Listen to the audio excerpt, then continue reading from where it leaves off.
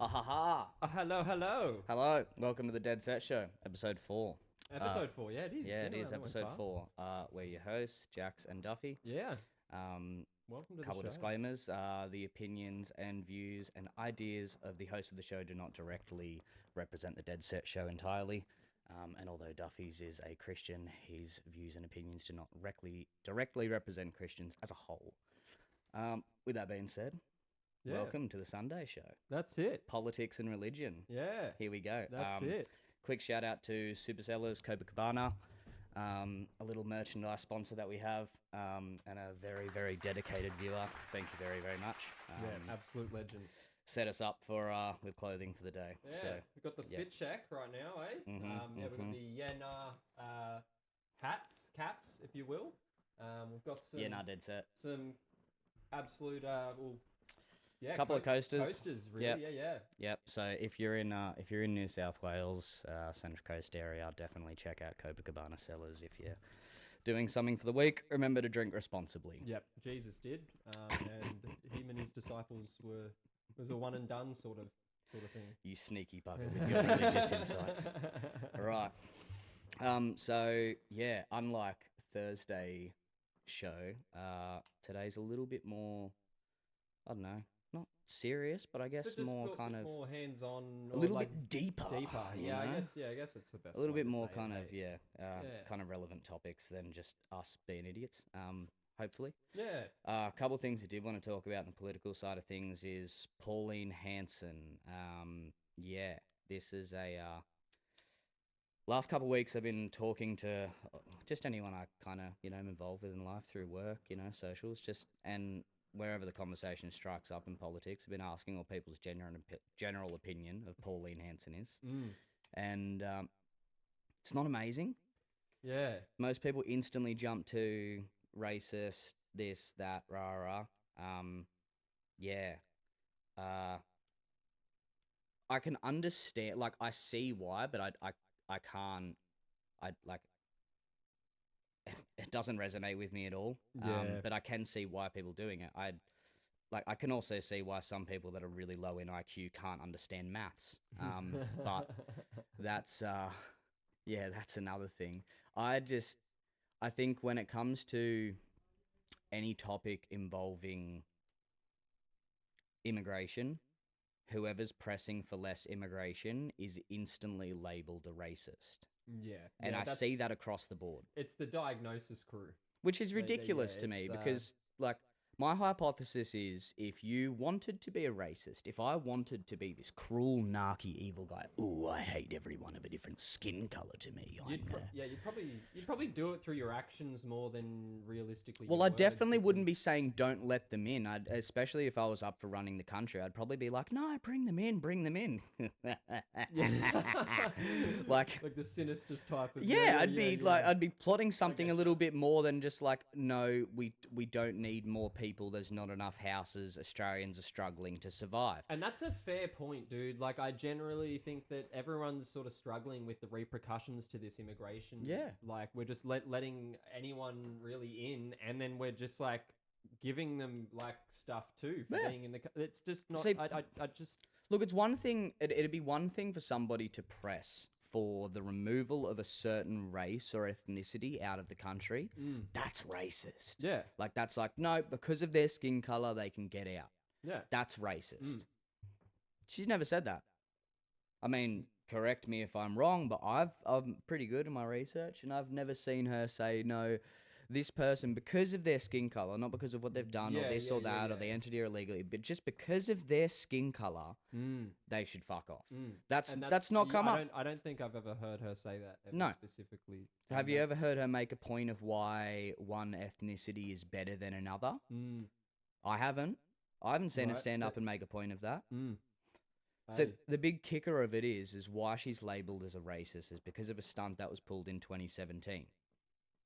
And what she did was she rocked up into Parliament House and she proposed a ban of the burqa. We got a little camera fix there? Yeah. I had to, there we go. So she came in wearing a burqa, right? And when she was called upon, she popped it off and gave her gave her little speech and suggested that it would be reasonable to ban the burqa. Yeah. What do you reckon?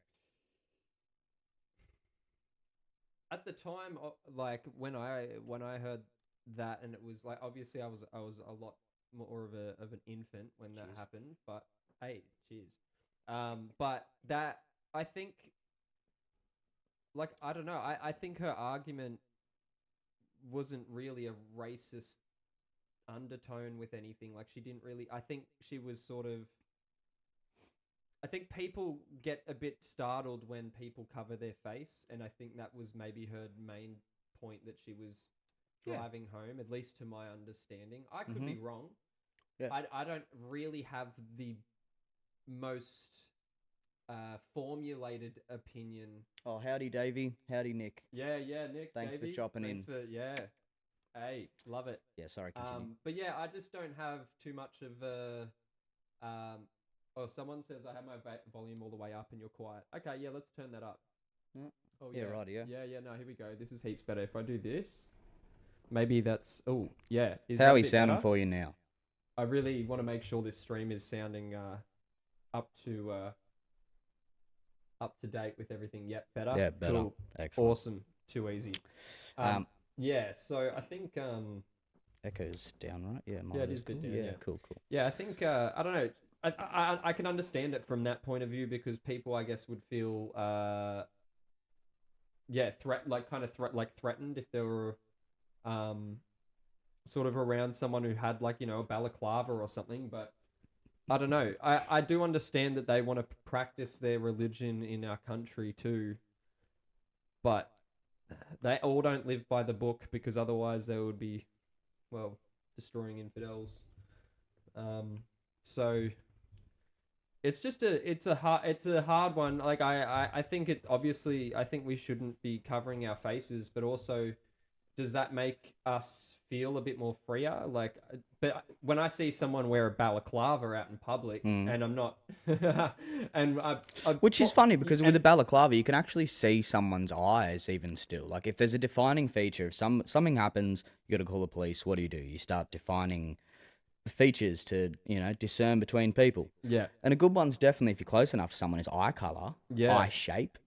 That can definitely help a lot. And a balaclava, like you can at least see someone's eyes. Yeah, you can. Yeah. That's. I mean, it's concaved in around them.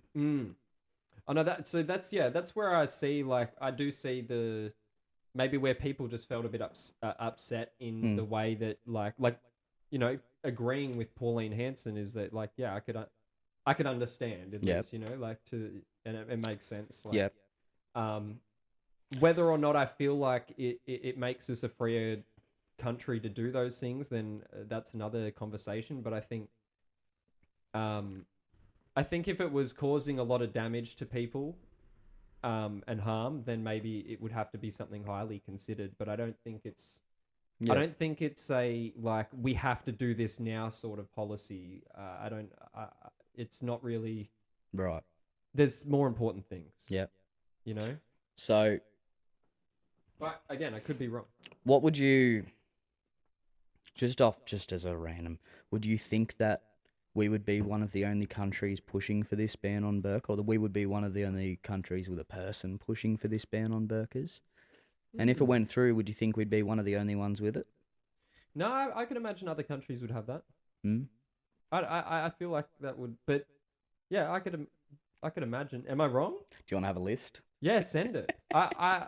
Some I'm countries, Switzerland, Italy, Austria, France, Belgium, Denmark, China, Chad, Cameroon, a funky little country called Tajikistan, wherever the fuck that is. I think that's where Borat's like neighbors do. Tajikistan, we have a ban de burqa. Surely. So that's that's a big one. Portugal. So these are all banned the burqa. These are all countries that have in some way or form banned completely face covering burqas. Yep. And this is what Pauline Hanson was pushing for. Okay. Not all of them completely in general. A lot of them in public spaces. Like obviously you can wear whatever the fuck you want in your own home. That's fine. Yeah. No one would even find out anyway. But these are things. Look, Netherlands is known to be one of the I guess, the most accepting, the least racist countries. And what have they They've got a ban on burqa in like public institutions, schools, Wow. public transport, anywhere where you would need to be identified if there was like, you know, a missed payment, a crime was committed, you know, like anywhere that's important, which completely and utterly makes sense. That's something where at what point do we want to go to the point where like everyone's running around in burqas and then some kid's snatched in school and then it's like who took it? Someone, I don't know, someone in black. That's true. Which fucking one in black? You won't be able to identify people's identities, right? Like we're forgetting that these like people in burqas aren't instantly perfect people. We're forgetting that just like the rest of us, just like people wearing thongs and footy shorts or suits and ties or, you know, sloppy joes and hoodies. Wear anything, man. It doesn't matter. There's people of all ethnicities and all religions and all clothing types that will do bad things. And the one thing that you can do to make sure we can at least keep a wrap on crime is to make sure that everyone's distinguishable. Is that we can when we call the police, we can give someone some identification, some features about someone so they can pick them from the crowd. What's the worst thing that happens? That's a big thing in America right now. Black people complain that they get stopped by the cops all the time because they're going, you match the description, you match the description. Do we want to have an issue like that? Like, do we want to have that kind of... You won't be able to know what is going on even in your own country. Yeah, do you want to be... Like, do we all want to wear burqas and do you want to get stopped by every single cop going, will you match the description? And, yeah, why... Like, my question to Islam as a whole, why... Like, I know the whole, you cover your bodies because, other men can't see, what is sacred to God. But if God made you born in the nude, right? Why would he then go, like, he should have just made a complimentary stitched up patch that we cover our whole bodies with.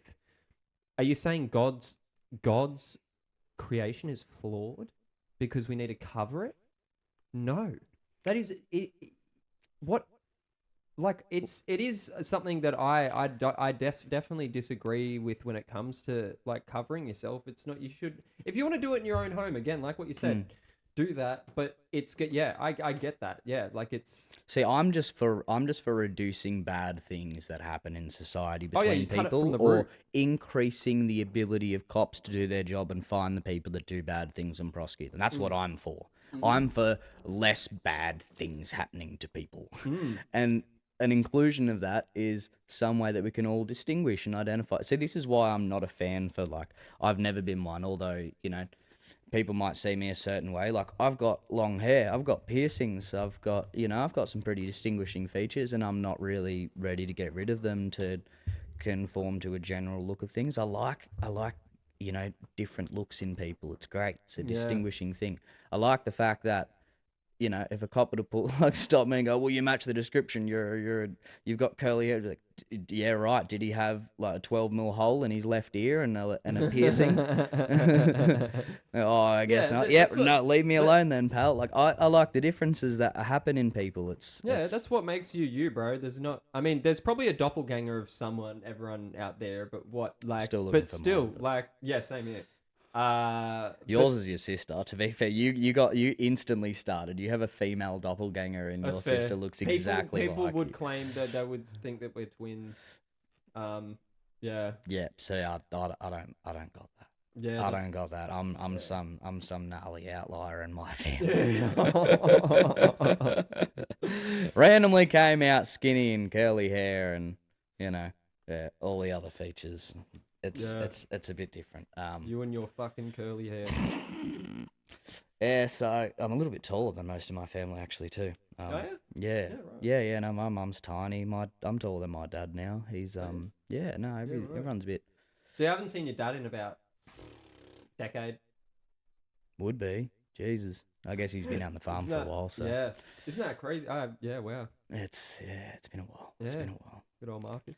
Yeah. So Anyway, I think I'm not against a ban of a burqa in spaces like schools. I don't know about public. I think like because it's not going to be a majority of, but like I think like in places, like in stores, I'd be totally fine if there's like a rule any store owner's allowed to say, hey, no burkas in the store because we got cameras, and if you steal something, I need to see your face. Yeah, I'm we need okay with that. contingencies, I'm right? okay with petrol stations. I think if you're going to walk around on the street or go for a walk and you want to wear a burqa, that's okay. I think if you want to live within the means of your religion, that's fine. There's no reason you can't order your shopping in from Coles online to your house.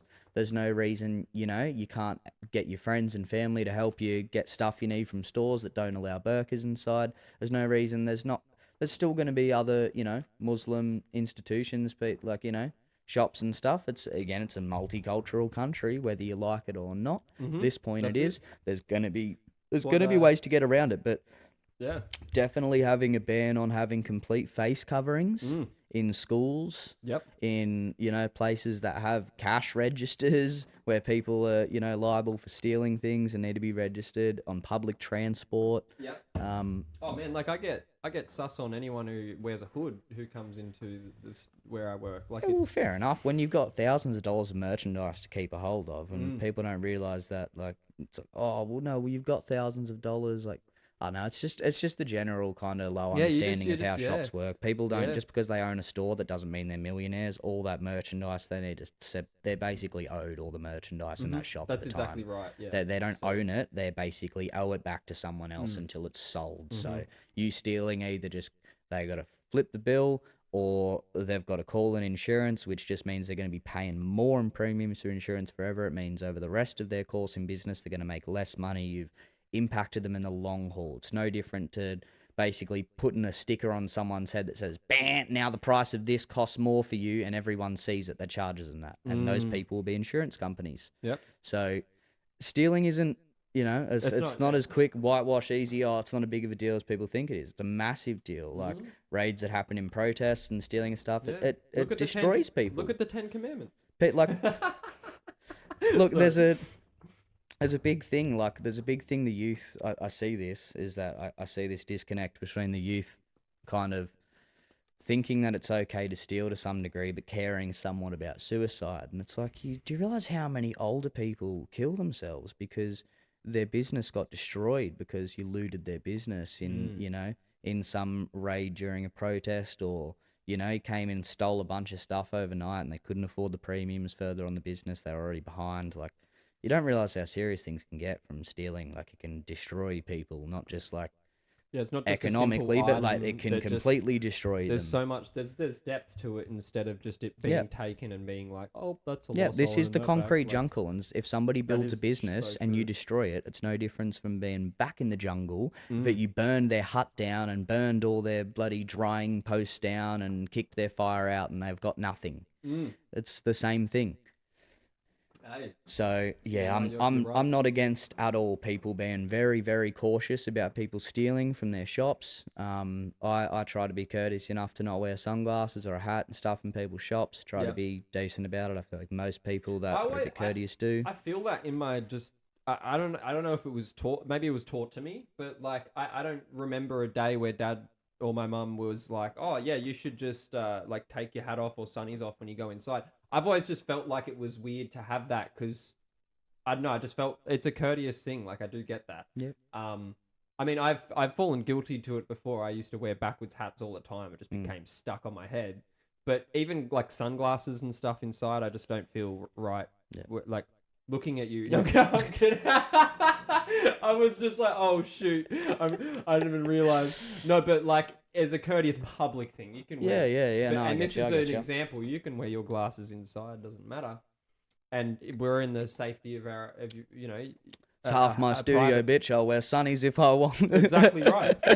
And you can do that with your burqa too, if you want to do inside. Fucking run a stream with a burqa on. Hell, wear a gimp suit if inside. I don't know what you're up to. I don't know what you're into. Mankini, bore at it out. Yeah, you know, dude, do whatever you want behind closed doors. I don't want to. Just not in schools. Like, that'd be a good thing. Not where there's like kids around. Like, you know, like that's where it gets dangerous. Like a lot of the parades where they dress up in gimp outfits and almost wearing nothing is around schools, which is very that is anyway, that's another conversation. And completely, and just allowing face coverings is it's just not ideal, because there only has to reach a certain number of people that are all wearing face coverings and indistinguishable from each other inside of a school. One kid gets taken, and you are never finding that kid. There's no chance.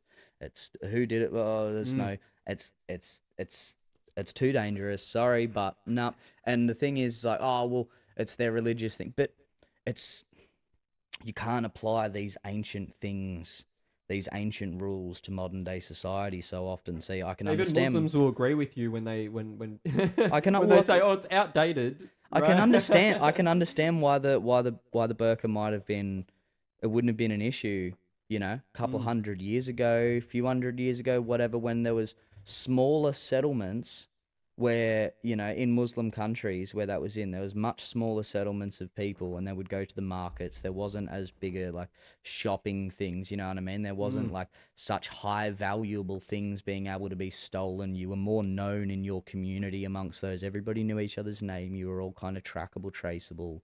It was a lot more appropriate. But in a city of thousands upon thousands and millions of people, you can't apply that. Yeah, how do you? You can't then do that. Does not work. And I mean, if you're a place like what London is now, with how it's going, or England, I will say, as a whole, where how it's going with the population sort of increasing on the Muslims' behalf, it's like, what are they going to do then? And especially they've got these things where knives are a big issue in England, and it's been that for a while. Yeah, it's mental knife crime in England. That's always a thing. Did you hear about that? Something to do with the is it Prince Andrew or something? Nope. Recently, we could look this up. I might get some facts for you. Someone got exiled. Exiled. They apparently they had their title stripped in the royal family. Yeah, right. I'm sure people in the comment section will actually know this. I haven't really delved into it because I just have not had any time. But someone was stripped of their title of a prince in the royal family recently, and then they've had like the manor stripped from them. That's how I say exiled, I guess. Modern day exiled, right? I don't know. You have been abolished. Yeah, you are banned from the royal family. You must leave immediately. If you do not, you shall be beheaded upon the front doorstep. What do they call them in Elden Ring? The class that gets exiled. It's like the quality build in the. Oh God, yeah. Do you remember? There's a name for it. Vagabond. Vagabond. You vagabond. You have been exiled from your homeland. Wait. Vagabond. You have been exiled from your homeland.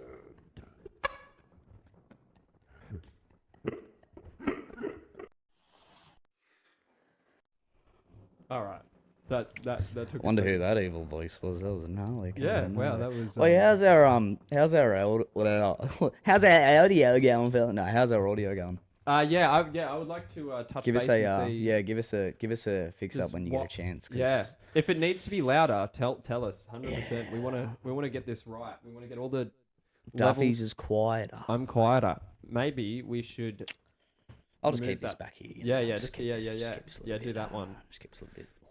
I can deal with that. Oh, there Jesus Christ! I should have worn my Lord and socks Savior for this. You're seeing my leg hair. Woohoo! Ooh. Yeah.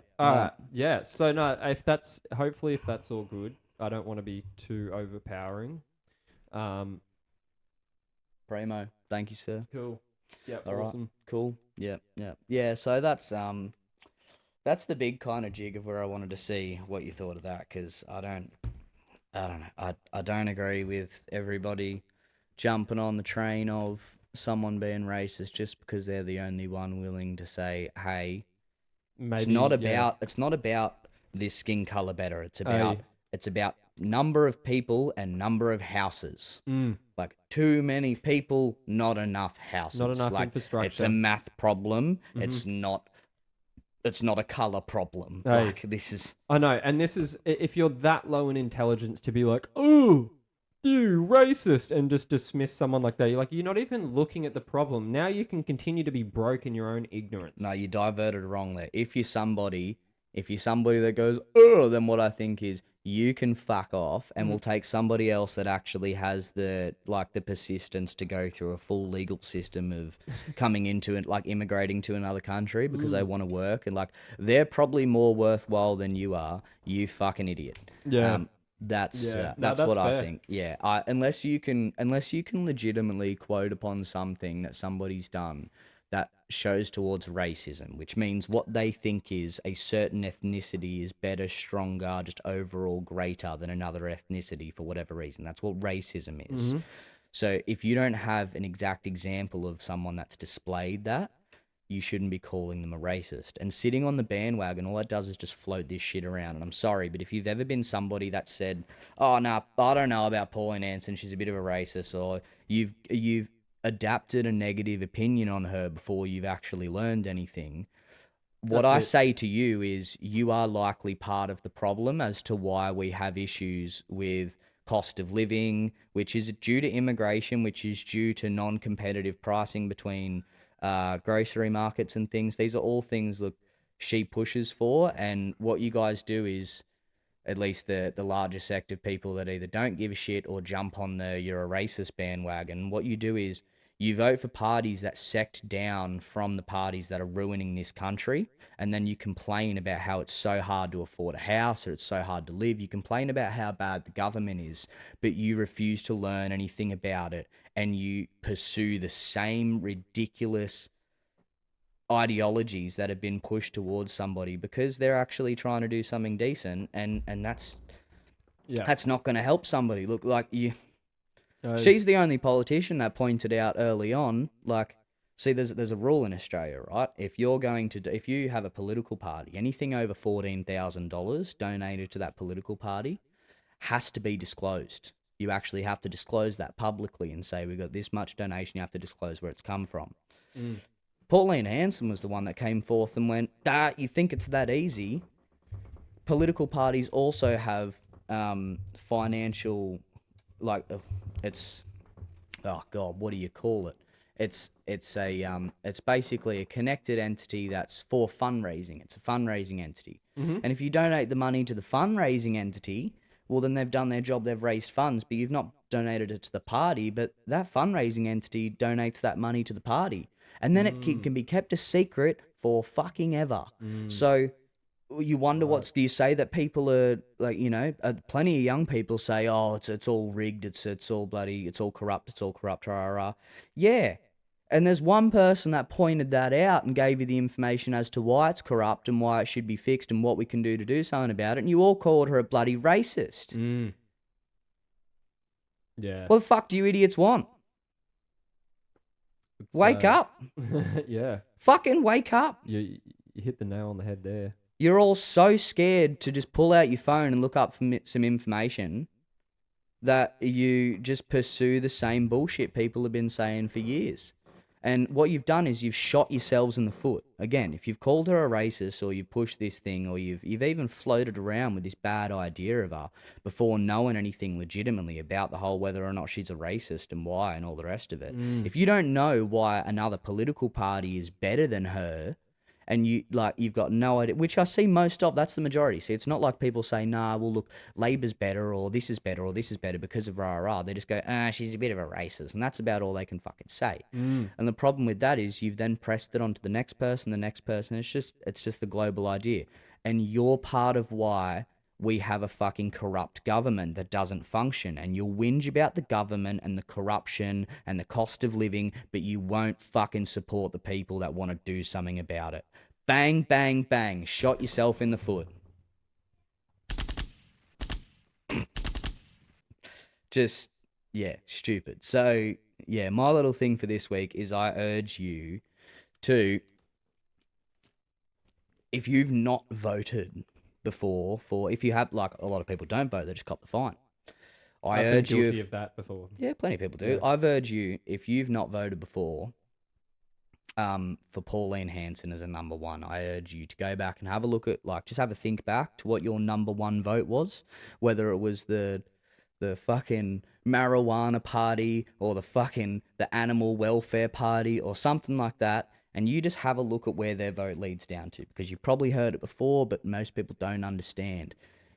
It can only be one major party that's ruling, and all these other little smaller political parties, you're voting to give them a higher position in role, but they're still going to be under the main guise of one of these major two parties, either the coalition or Labour. So in the end, what you should do is have a look at where your vote's actually been going to when you do that, and whether or not you've been part of the problem. And if you have, maybe give yourself a little slap on the wrist and yeah, wisen up.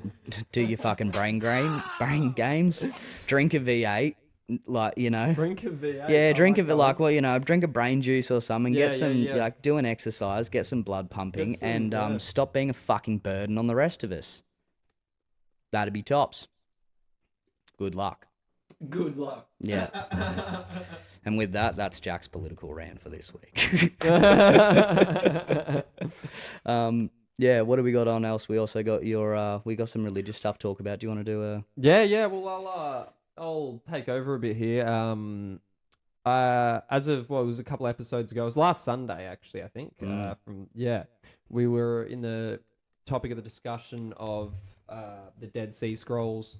We were. And just to see the historicity of how, the centuries of, how far these date back from what we've found, and just to confirm more of the historicity of the Old Testament.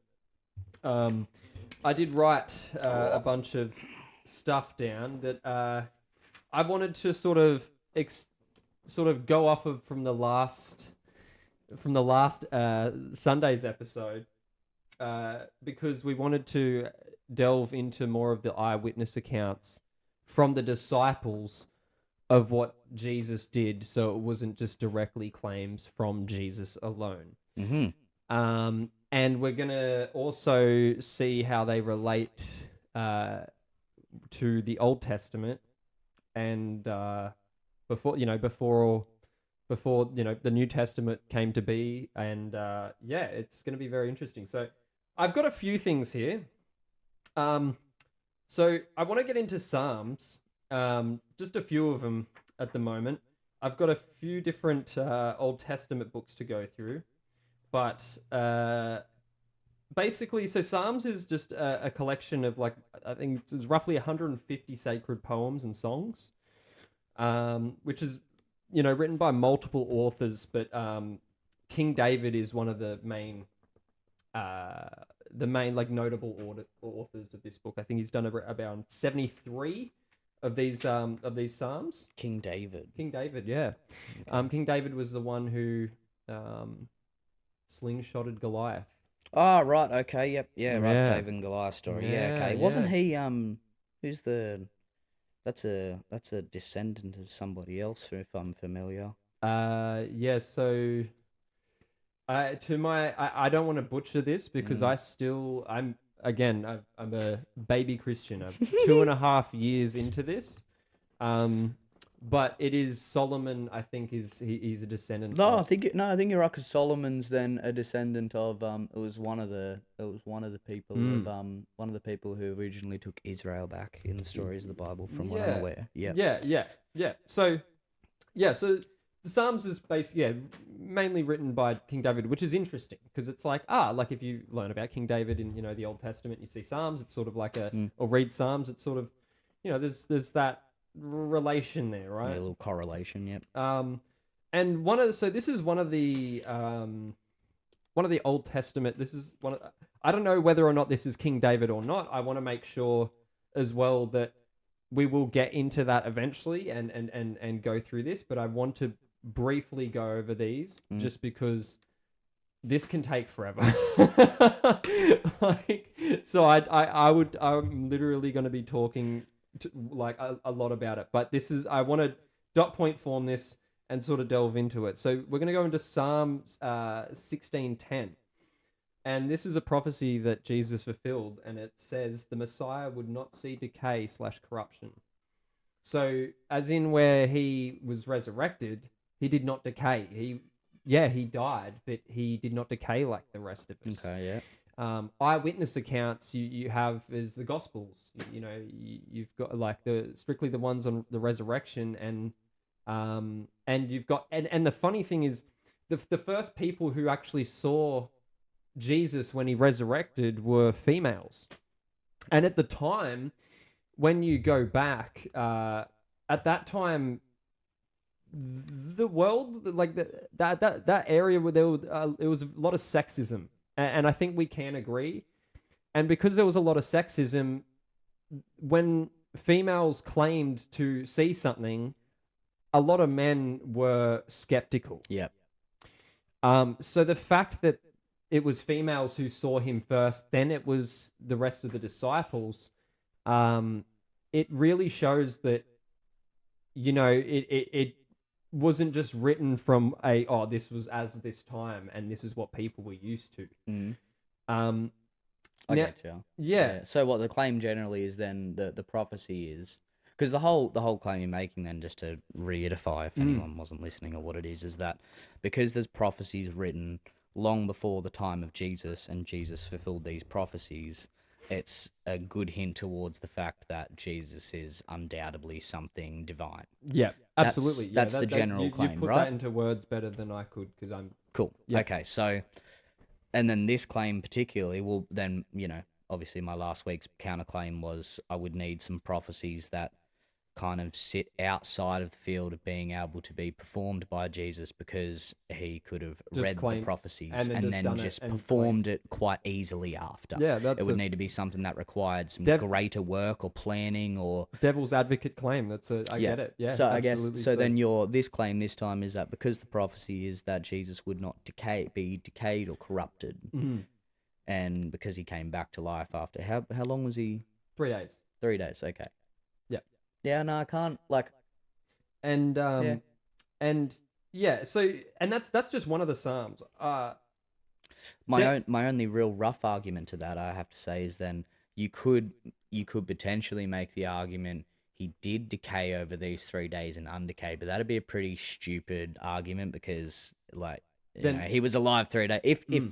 If accounts are right and you're claiming he's alive 3 days later and we're going on that and I'm gifting you that, then correct, he didn't decay. So all right, that stands. That's a cool one. And then another one is where if you speak to Christians and we try to try to unfold, what Jesus talks about in a lot of things, like he will say, if you look in the eye of lust, poke your eye out or what have you. And that could be said in a that could be categorized as a parable. Okay. And in Psalms 78:2, it says, "I will open my mouth in parables." He spoke in parables consistently with the disciples a lot of the time. And I mean, that is written in the Gospels. Again, that's why a lot of us will say the Gospels are really important to read, because a lot of things, it's just like the biggest hyperlink to everything that has been accounted in the prophecies. So what's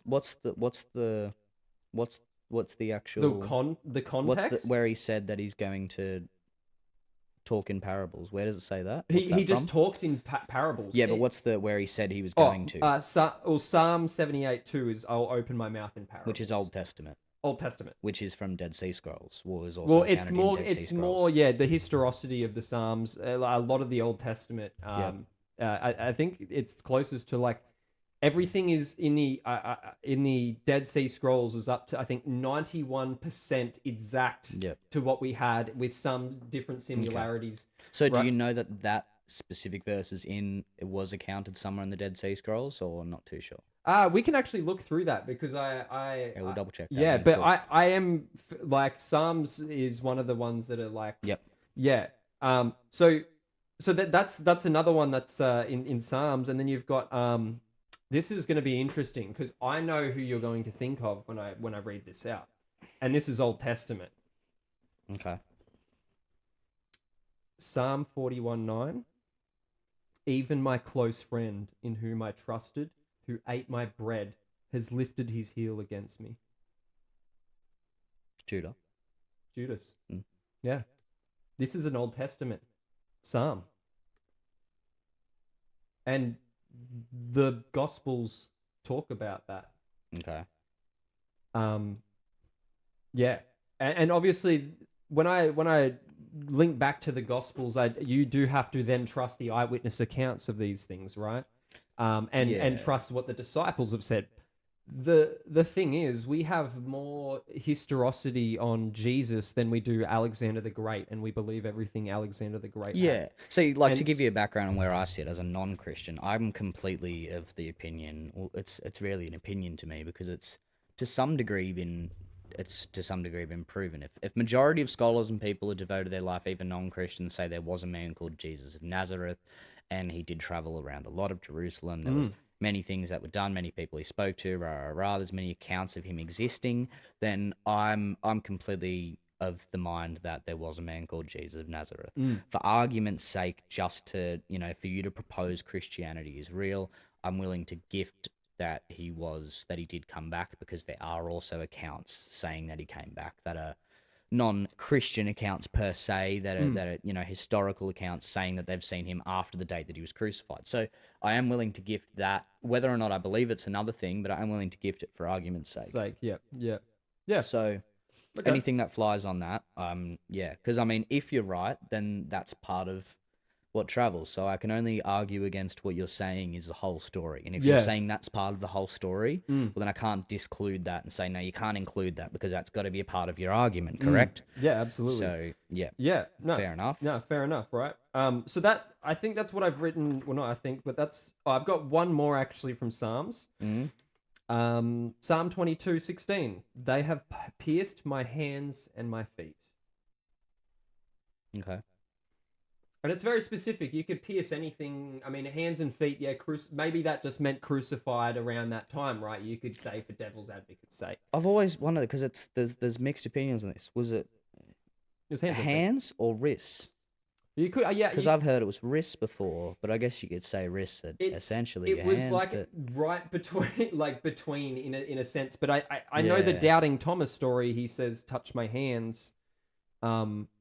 Feel the holes in my hand, right? Okay. And then when he felt it, he believed, right? So, it's one of those things, but yeah, so that's basically 4 of the Psalms that are really something that is like, okay, and how do you first of all, like, if you were Jesus, how do you plot your hands and feet getting pierced? How do you plot that someone's going to betray you? Well, I guess if crucifixion is the thing at the time. How do you plot that you don't resurrect? How do you plot that you know what I mean? Like, how do you plot that you resurrect? Maybe you fake a death, but then you can, like, I just, opening mouth in parables, yet these parables were of ultimate wisdom. Yeah, no, I get you. So to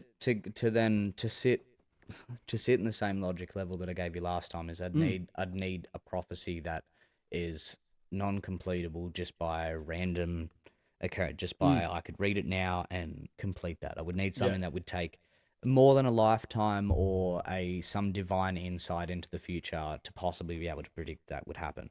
So I'll grant you the revival thing's cool. If that, I mean, that's a loose one because I gotta grant that story. So that's the whole thing on wouldn't decay. That makes sense. Cool. And so then after Psalms, I can go straight into let's go Zechariah, which I did mention last Sunday, which is. Zechariah is basically just about the restoration of Jerusalem. Okay. And it is written by the prophet Zechariah. Right. Makes sense, right? Okay. So Zechariah 9:9, it says, humble and mounted on a donkey, which is where Jesus was on a donkey. That's in the New Testament. That's just a little slither of something, right?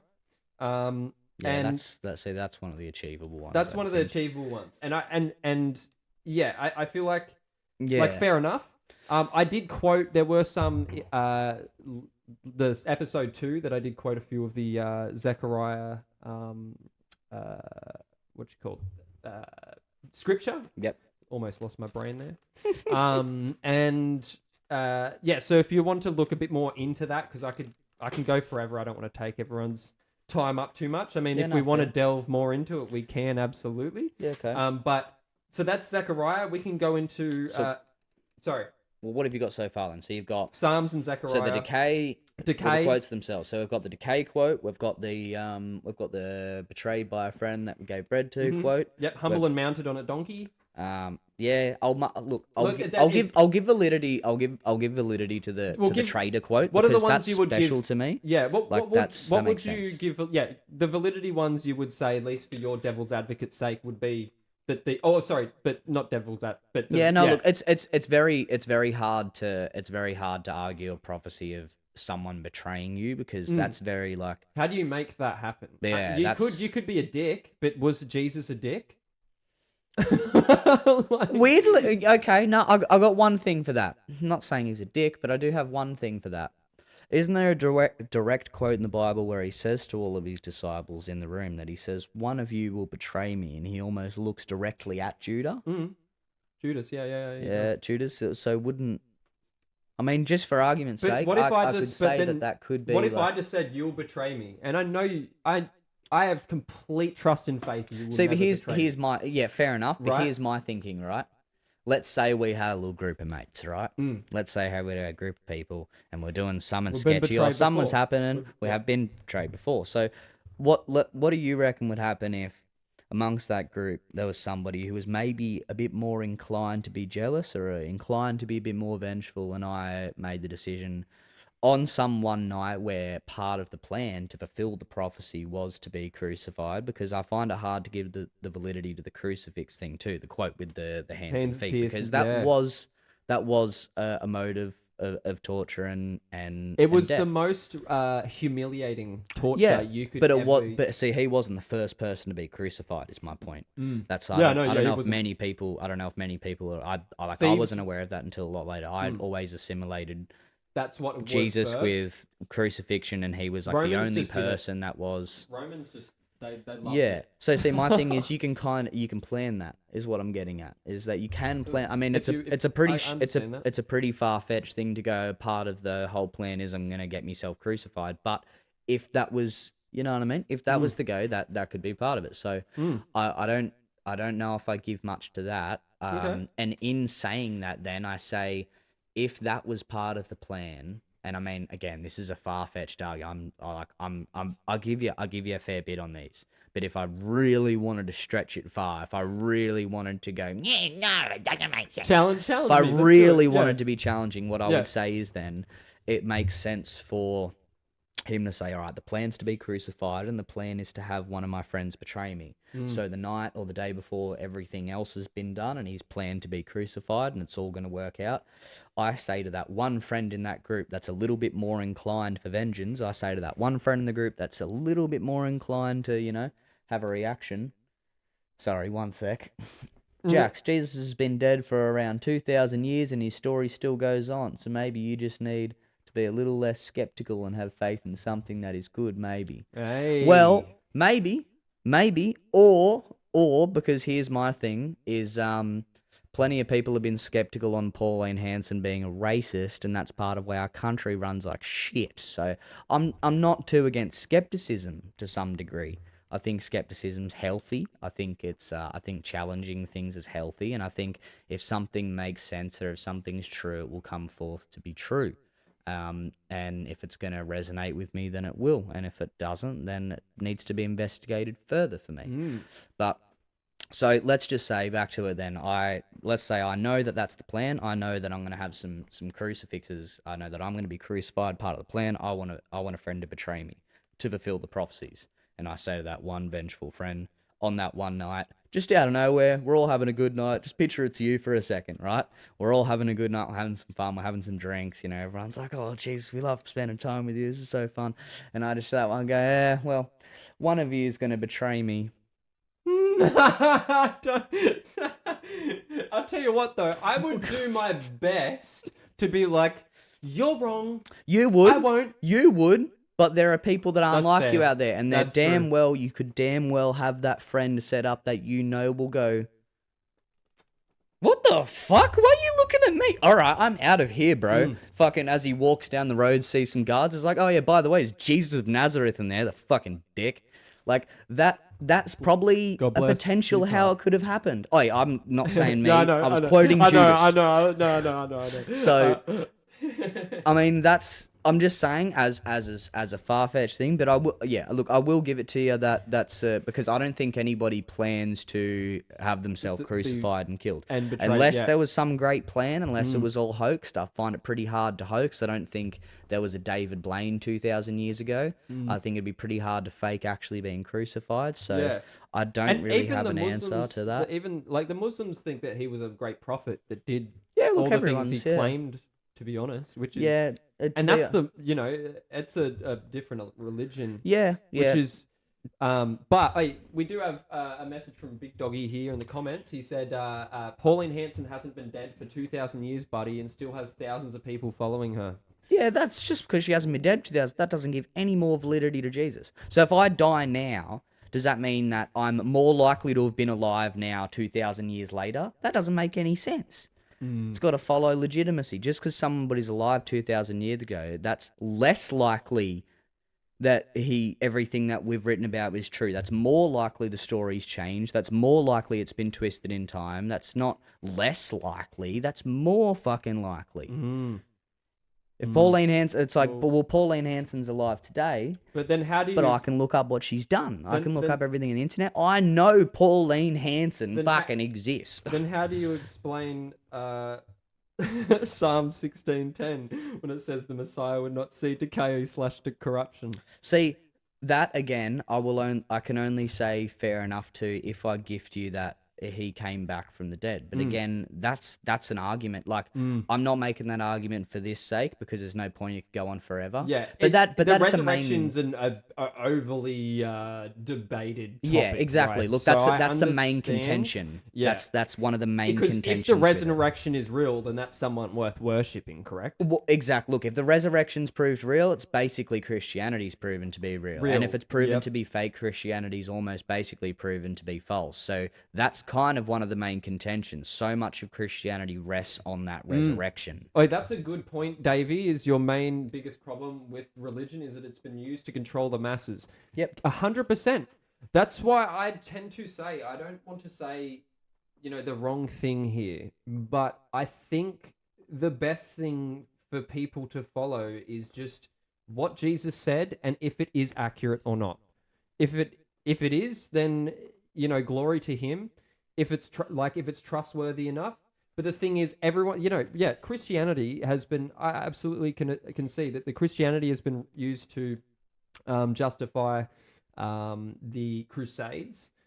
Christianity has been altered and changed to be used for really... Just so you can talk. Yeah. Just pull it this way, so then you can lean this way and you'll be fine. Yeah.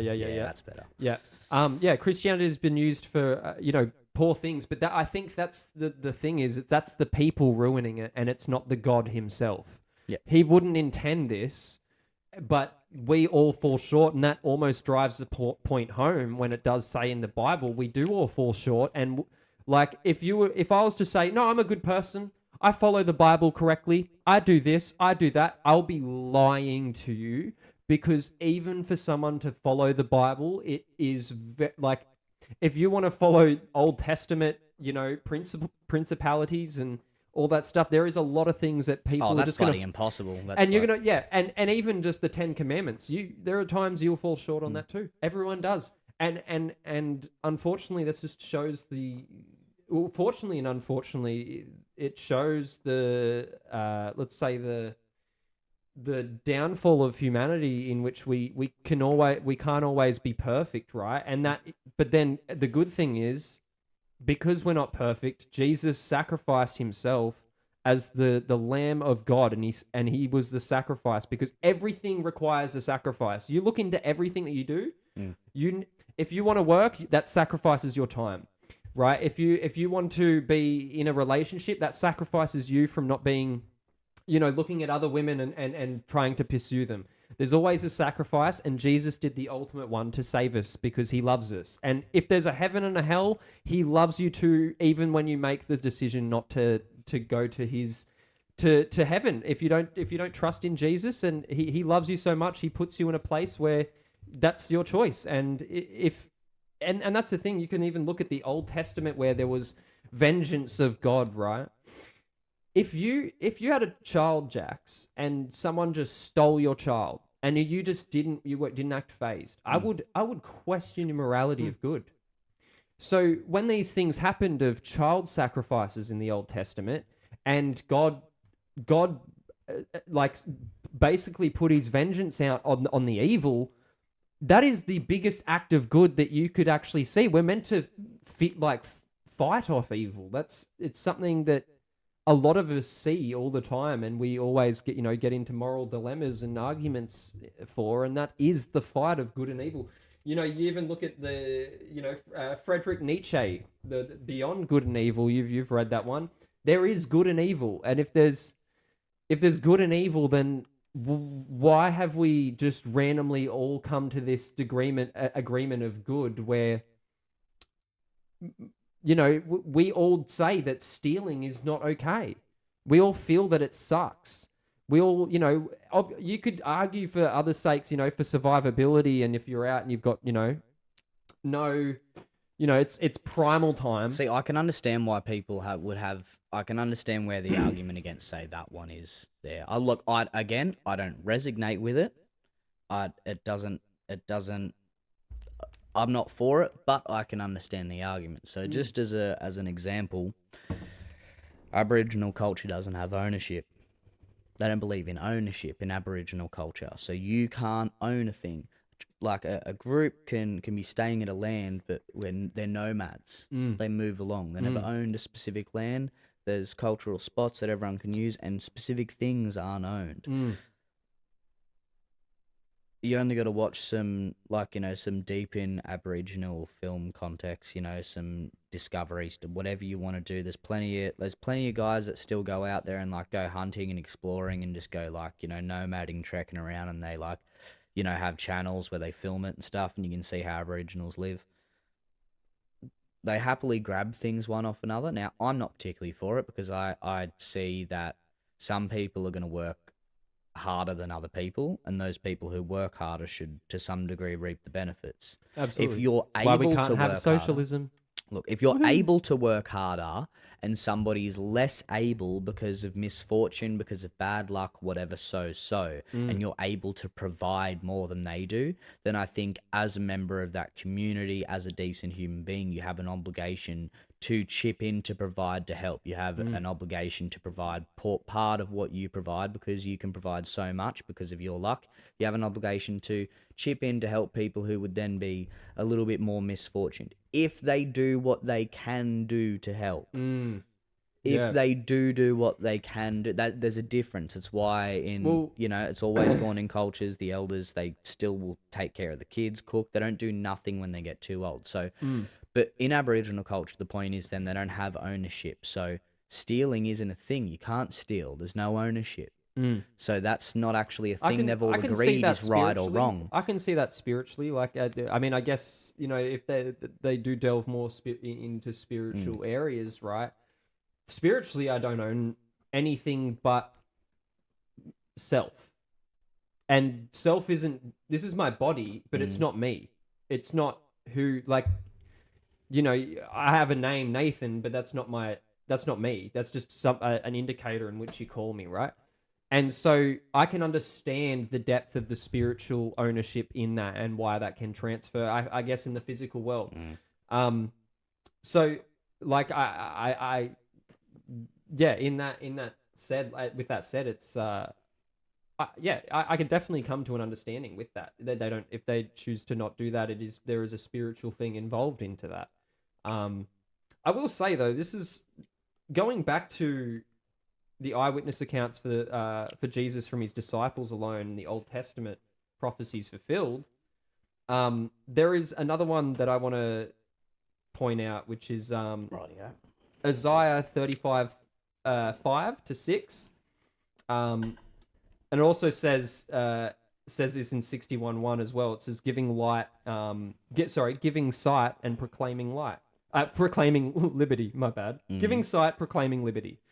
He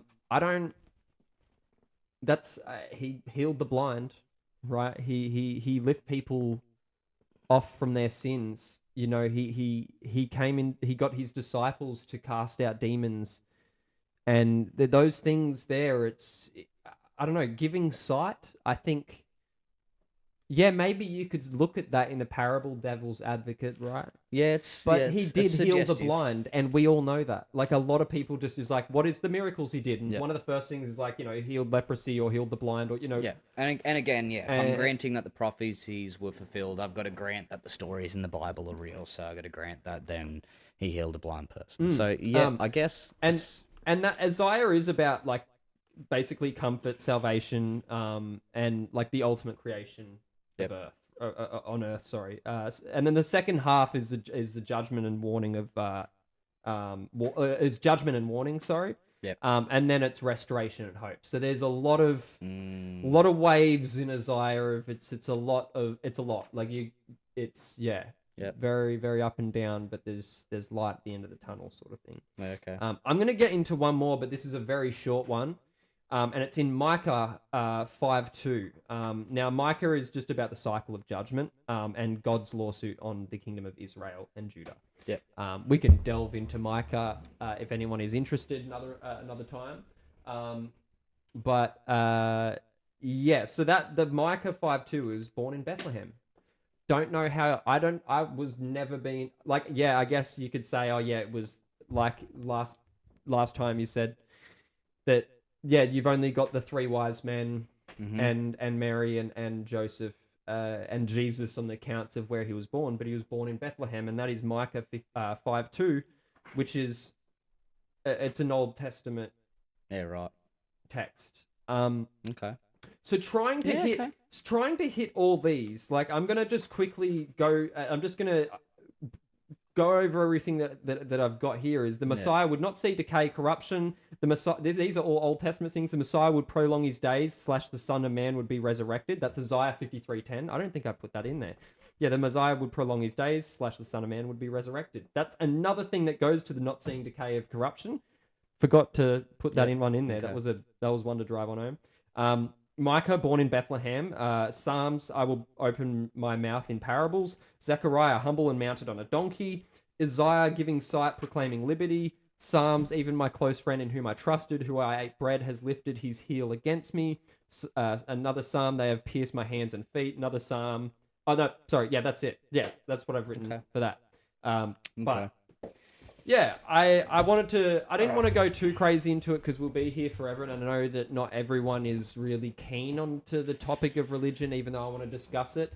No, I think people are more than you know. The problem is that people aren't keen on a topic that's shit to talk about because people don't discuss things properly. So, I mean, I'd like to see more. If you want to get more, I would like to see more. Because I will add. I can do one like a few every episode or something. Because I will be honest, the only problem I see in those, they're look, that's a lot better than last week. That's definitely a lot more kind of believable. Definitely a lot harder prophecies to fulfill. The only thing I would say to that is they still all rest upon the eyewitness account. No, they rest upon me gifting you or granting you the stories in the Bible's legitimacy as well. Not only eyewitness accounts legitimacy, but story in the Bible legitimacy. So, but those stories were fulfilled. Yeah, even they if were. Even if the stories of.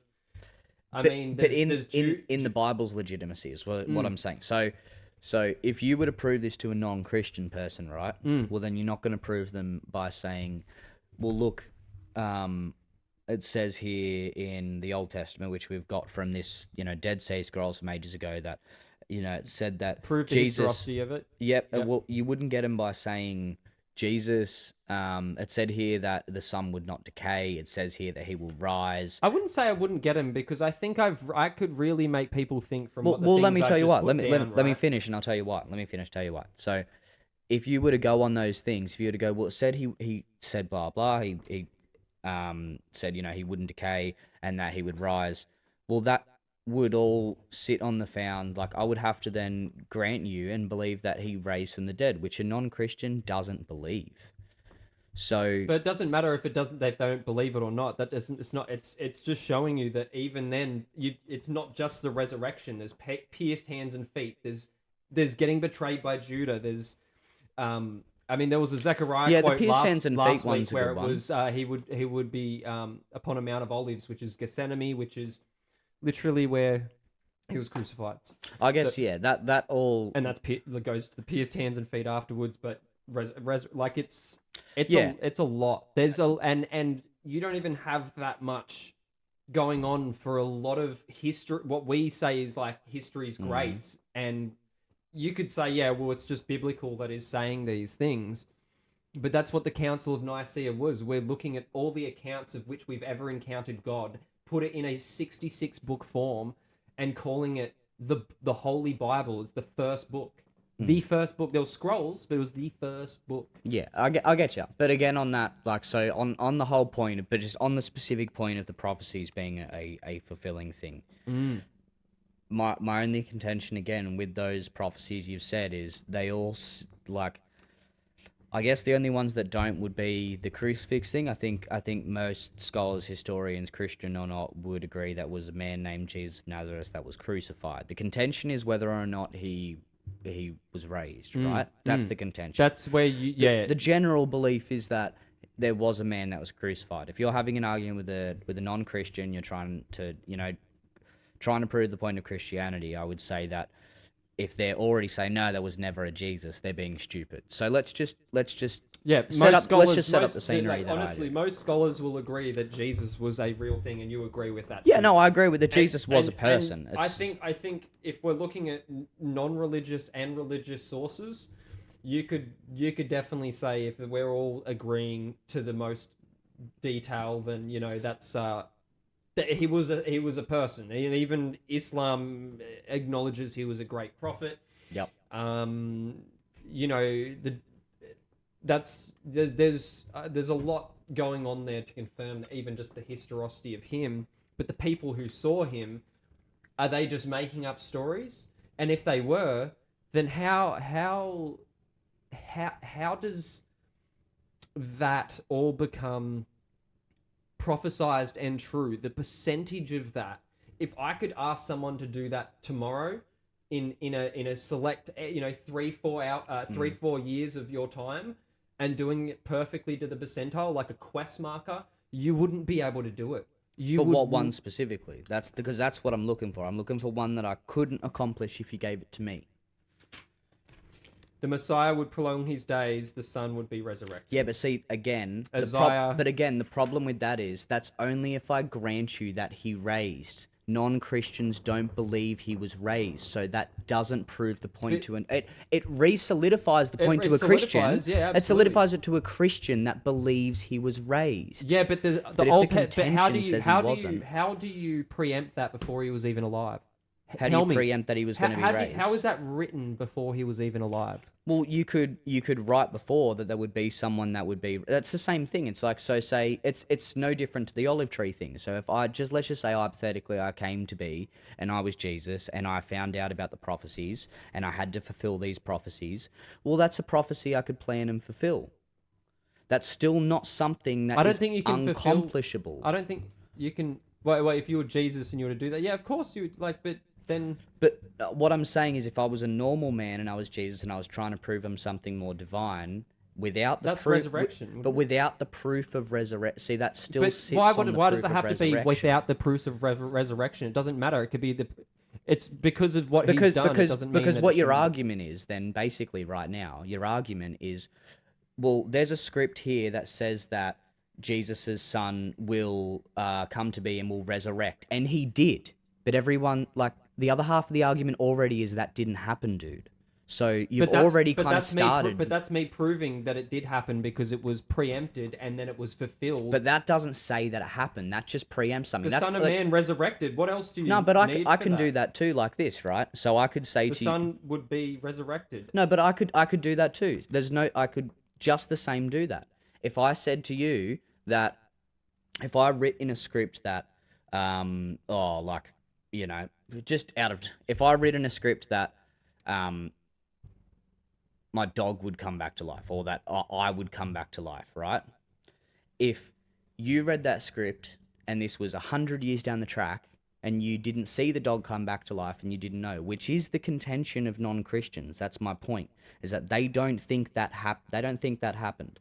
So you just saying that there's a script from before I'm saying it happened, saying it would happen, that doesn't actually solidify. If I say to you, there's actually a script that says 100 years ago that there was a man named fucking Buddha Gigamash and he jumped 200 foot in the air, and then he actually did it 100 years later, you would go, okay. And if my argument was, no, it happened because there's a script 100 years before it happened saying it would happen, you'd go, okay, but I still need the proof that it happened. The proof was that the Deadsea Scrolls proved that it was before the centuries before that even happened.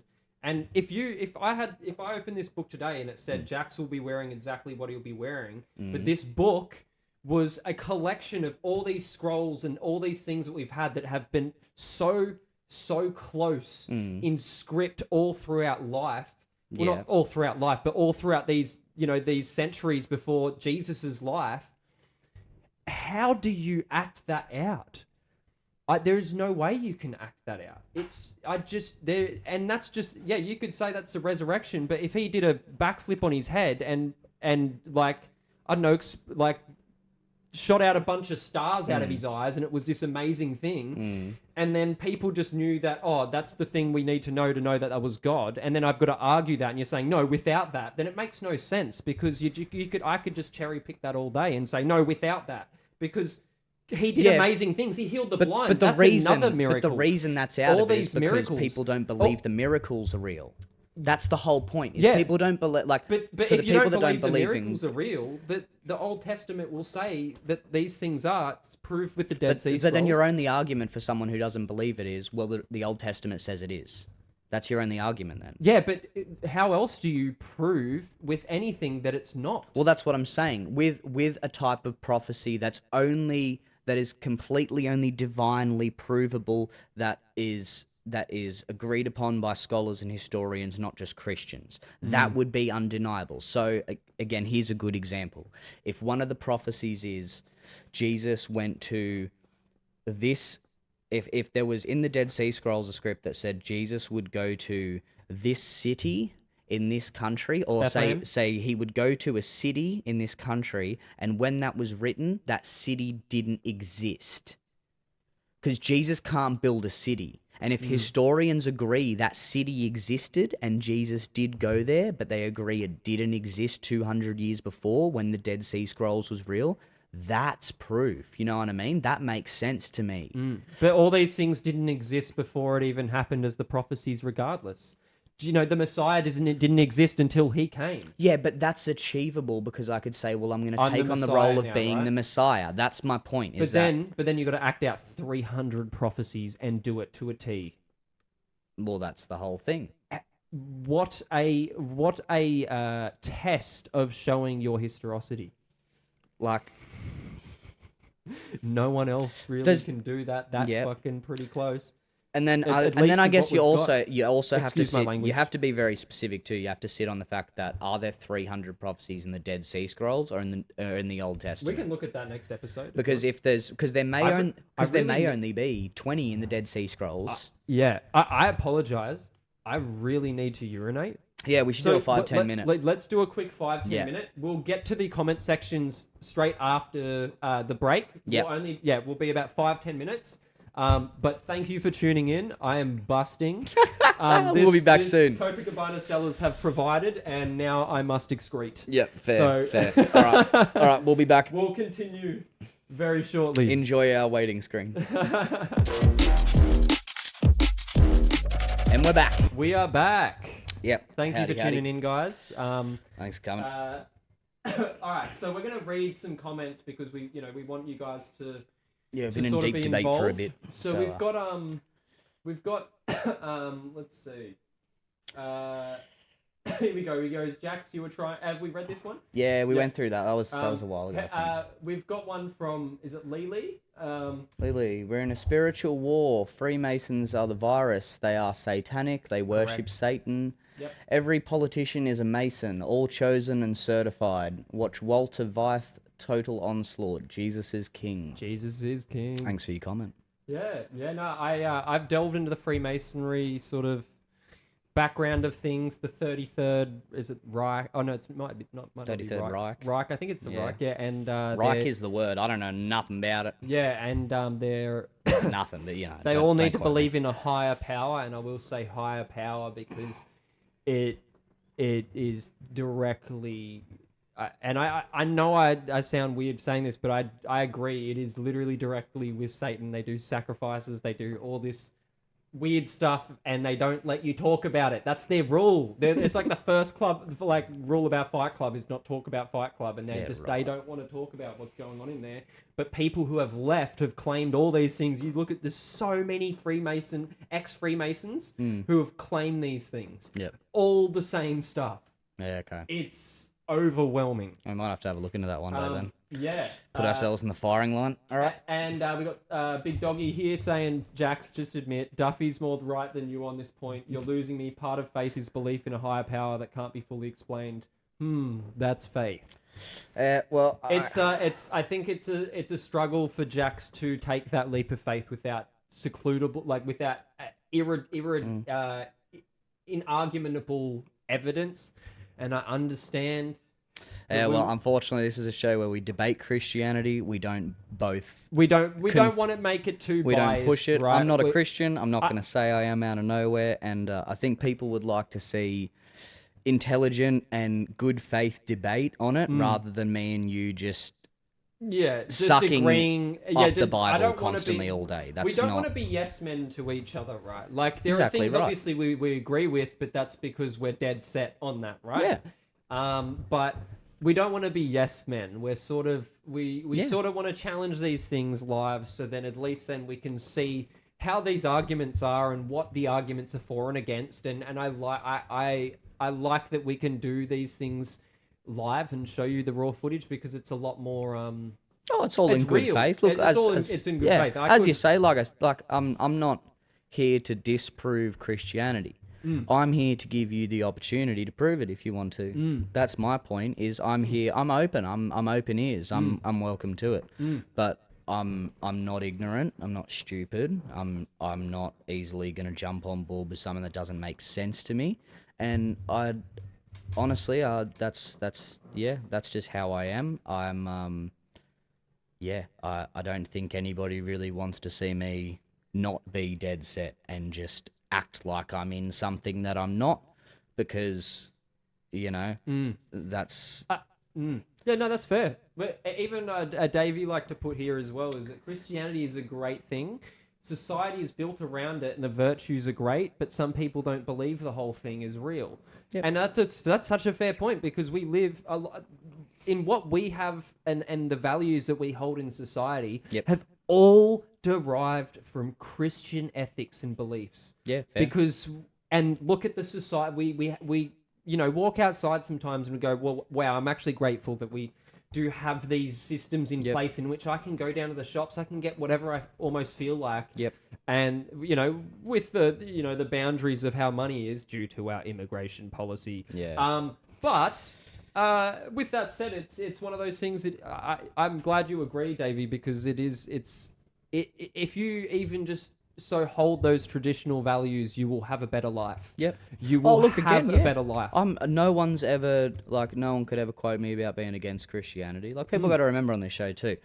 This is about free speech. Now, a big part of, I guess, the people we follow and we're against, whether we're Christian or not, conservative, not, whatever it is, a big thing that we both kind of respect about people is free, open debate, good faith debate, free speech. And what we got to be careful of is not getting the same mindset that the others have and start going, oh no, you're arguing the point, so you must be a dickhead. That's not the way to be. It's about free speech. It's about talking. It's about having these arguments and conversations, and just sitting on the other side going, okay, then whatever you say is right, I'll believe in, because it's better for society or whatever, when I don't actually think that's dishonest. It's not right. There's an actual quote in the Bible that says, not all that proclaim hail God will enter the kingdom of God, right? Will enter the kingdom of God. So it's it's not my prerogative to sit here and act like I'm for something I'm not yet, or not at all, or whatever it is. Emphasis on yet. Yeah, maybe. Yeah, it's about free speech, and one thing that I definitely want all of our viewers and I want everyone in the world to be for is for free speech and free debate, and more of it, not less of it. Yeah. Because if one side thinks one way or another, more of it's a good thing. It's only going to be a good thing. And we want to show that you can have those healthy discussions. And the only reason, especially on religion, which is a touching subject for a lot of people. Look, and my thing is, the only reason you shouldn't want to debate what your beliefs are is because you you're know not willing you're to fucking argue. wrong. Exactly right. Yeah. The only reason you get mad because someone debates against what you believe is because you know you're fucking wrong, and they could prove against it. Or you could be very honest and say, this is my favorite thing to say if there is a topic I don't know anything about. I do not have a formulated opinion enough to give you a valid answer. Yeah, that's fair. That You know, it's another one. alone, You know, it's another one. Honestly, this is really deep to the heart subject to me. It gets me worked up. I struggle to keep control of my emotions, and I'm not really comfortable having this conversation, or I'm probably just going to sit here because my emotions, I end up going a bit too far. That's another way. Emotions route, because if you are even in touch with your emotions, which the left also claim they are, right? Or power to you. Okay, then maybe if you can just say my emotions are getting to me, and I just need to step out. Yep. And if you don't rub it in their face, then you've actually handled it the way of going, well, I'm not going to be an ass about it. I'm going to tell you the truth, but I'm not going to make you feel like a blasted fool because of it. Yeah. You know? And we need to get better at that. Oh, look, and I think it's hard if people, to do, but we can pull it off, Look, I think in all cases of the world, if you were to say, hey, my emotions have got the best of me, I need to calm down for a second, I'm not involved in this, I think anyone on the opposite side is going to go, no, fair enough, I understand, I don't want you to get the shits or anything, but if you instead let it get to you and start firing off at people and calling them a dickhead or whatever, of course they're going to go, well, you know what?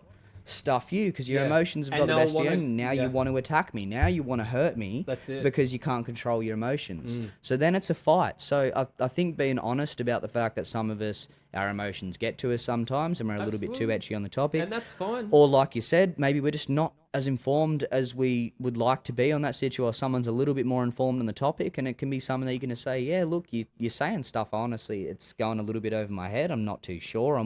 Whether or not you're saying is right or wrong. I don't really know too many of the facts on here. I might just, we'll come back to this one. Yeah. We're going to do it plenty on this show. Yeah, we work full time. Yeah. We work full time. We're trying to give you an example of how people can still work full time, still have a go in life, still get to the things they need to do, but still have reasonable discussion and debate on topics. It doesn't need to be you sit in your lane forever, because... Well, look at the example I gave at the beginning of the show. People have been sitting in this lane of Pauline Hanson's a racist for this long, and I'm telling you now, you only need to look up the facts. If it would have been her running the country for a while ago, things would be much different. A lot of you, it's factual. I don't give a fuck what you say. It's a fact that if she had her shot, you'd be better off buying houses. There wouldn't be one thing that's a fact is they wouldn't be buying bags at Coles and Woolies. Is the most true, one of the most true statements out there. Literally, is that if she had it her way a bit earlier, we probably wouldn't be struggling as much. Yeah, we'd probably be better off. And here's that's a probably, but here's a definite. You wouldn't be paying for bags at Woolies and Coles. That's a definite. She's the only one pushing for the removal of that. So every time you got to go buy bags and Woolies and Coles, I go, oh, fuck, I forgot my bag. We just had one break today. Yep. They happen every day. Yep. Every bag you get, if it exceeds just this little bit over, sometimes even not, they just want to rip. And then we've got these straws that disintegrate in our drinks, and we're like, oh, I can't have people don't the realize other half it's of like, my drink. Even if it's the 4 bags. The quality of life gets ruined, and that's... Like, if you're a green and you want to just ruin quality of life to just be like, yep, the grass is now greener. It's like, dude... God's got it covered. It just makes everything more difficult. And you sit on this field of she's a racist when she's literally not, factually. But you don't want to have a bar of her, and instead you whinge about the shit that she's against and wants to help you out with. So here's why it's no good to sit in your lane and just sit there going, oh, no, well, that's what I think is what my parents thought. That's what I reckon. I'm just going to sit. You can work full time. You can have a go, you can have your mates, you can have your activities, and you can still have discussions like we're having now. Just because it's something you believe and they believe something opposite, it doesn't mean they're a dickhead, doesn't mean they're a piece of shit, doesn't mean they're not worth listening to or talking to. It means there's someone that's formulated an opinion that's different to yours, and with long enough discussion, you'd probably find one of you would actually you'd either get to the medium, or you'd find out one of you is wrong. Or you can even at least just try understand one another without the immediate intrusive thoughts you think about that other person because of their belief system. And we've seen where those intrusive thoughts go when we saw, Charlie have his life taken from him. That's what happens. When and that's people what happens go up, if you just can't discuss and you just go straight to, all right, now I'm just going to let the devil take over. And just every intrusive thought leads to the next and you just want to kill this person. That it is the lowest form of humanity I've ever seen. Yeah, it is what it is. Yep. And we will say we've got another comment from Big Doggy. What do we got here, Big Doggy? Here we go, Jax. You can read this one out. But is Duff getting you any closer to a higher belief? That's the question. You haven't answered at all. Look, I'll put it like this. Duffy's is the only Christian I've ever met in my life that I genuinely believe he wants you to be a Christian, not because he thinks he's better than you. Look, here's something a lot of people do, right? If some people buy an expensive car and then, they got to pay for the car and they go, oh, fuck, they want you to have a car. Same thing with kids, right? Kids is the best one. All the parents go, oh, I have kids, it's great, it's lovely. And then as soon as you have a kid, they go, sucko, deal with it now. You've got 2 years of hell.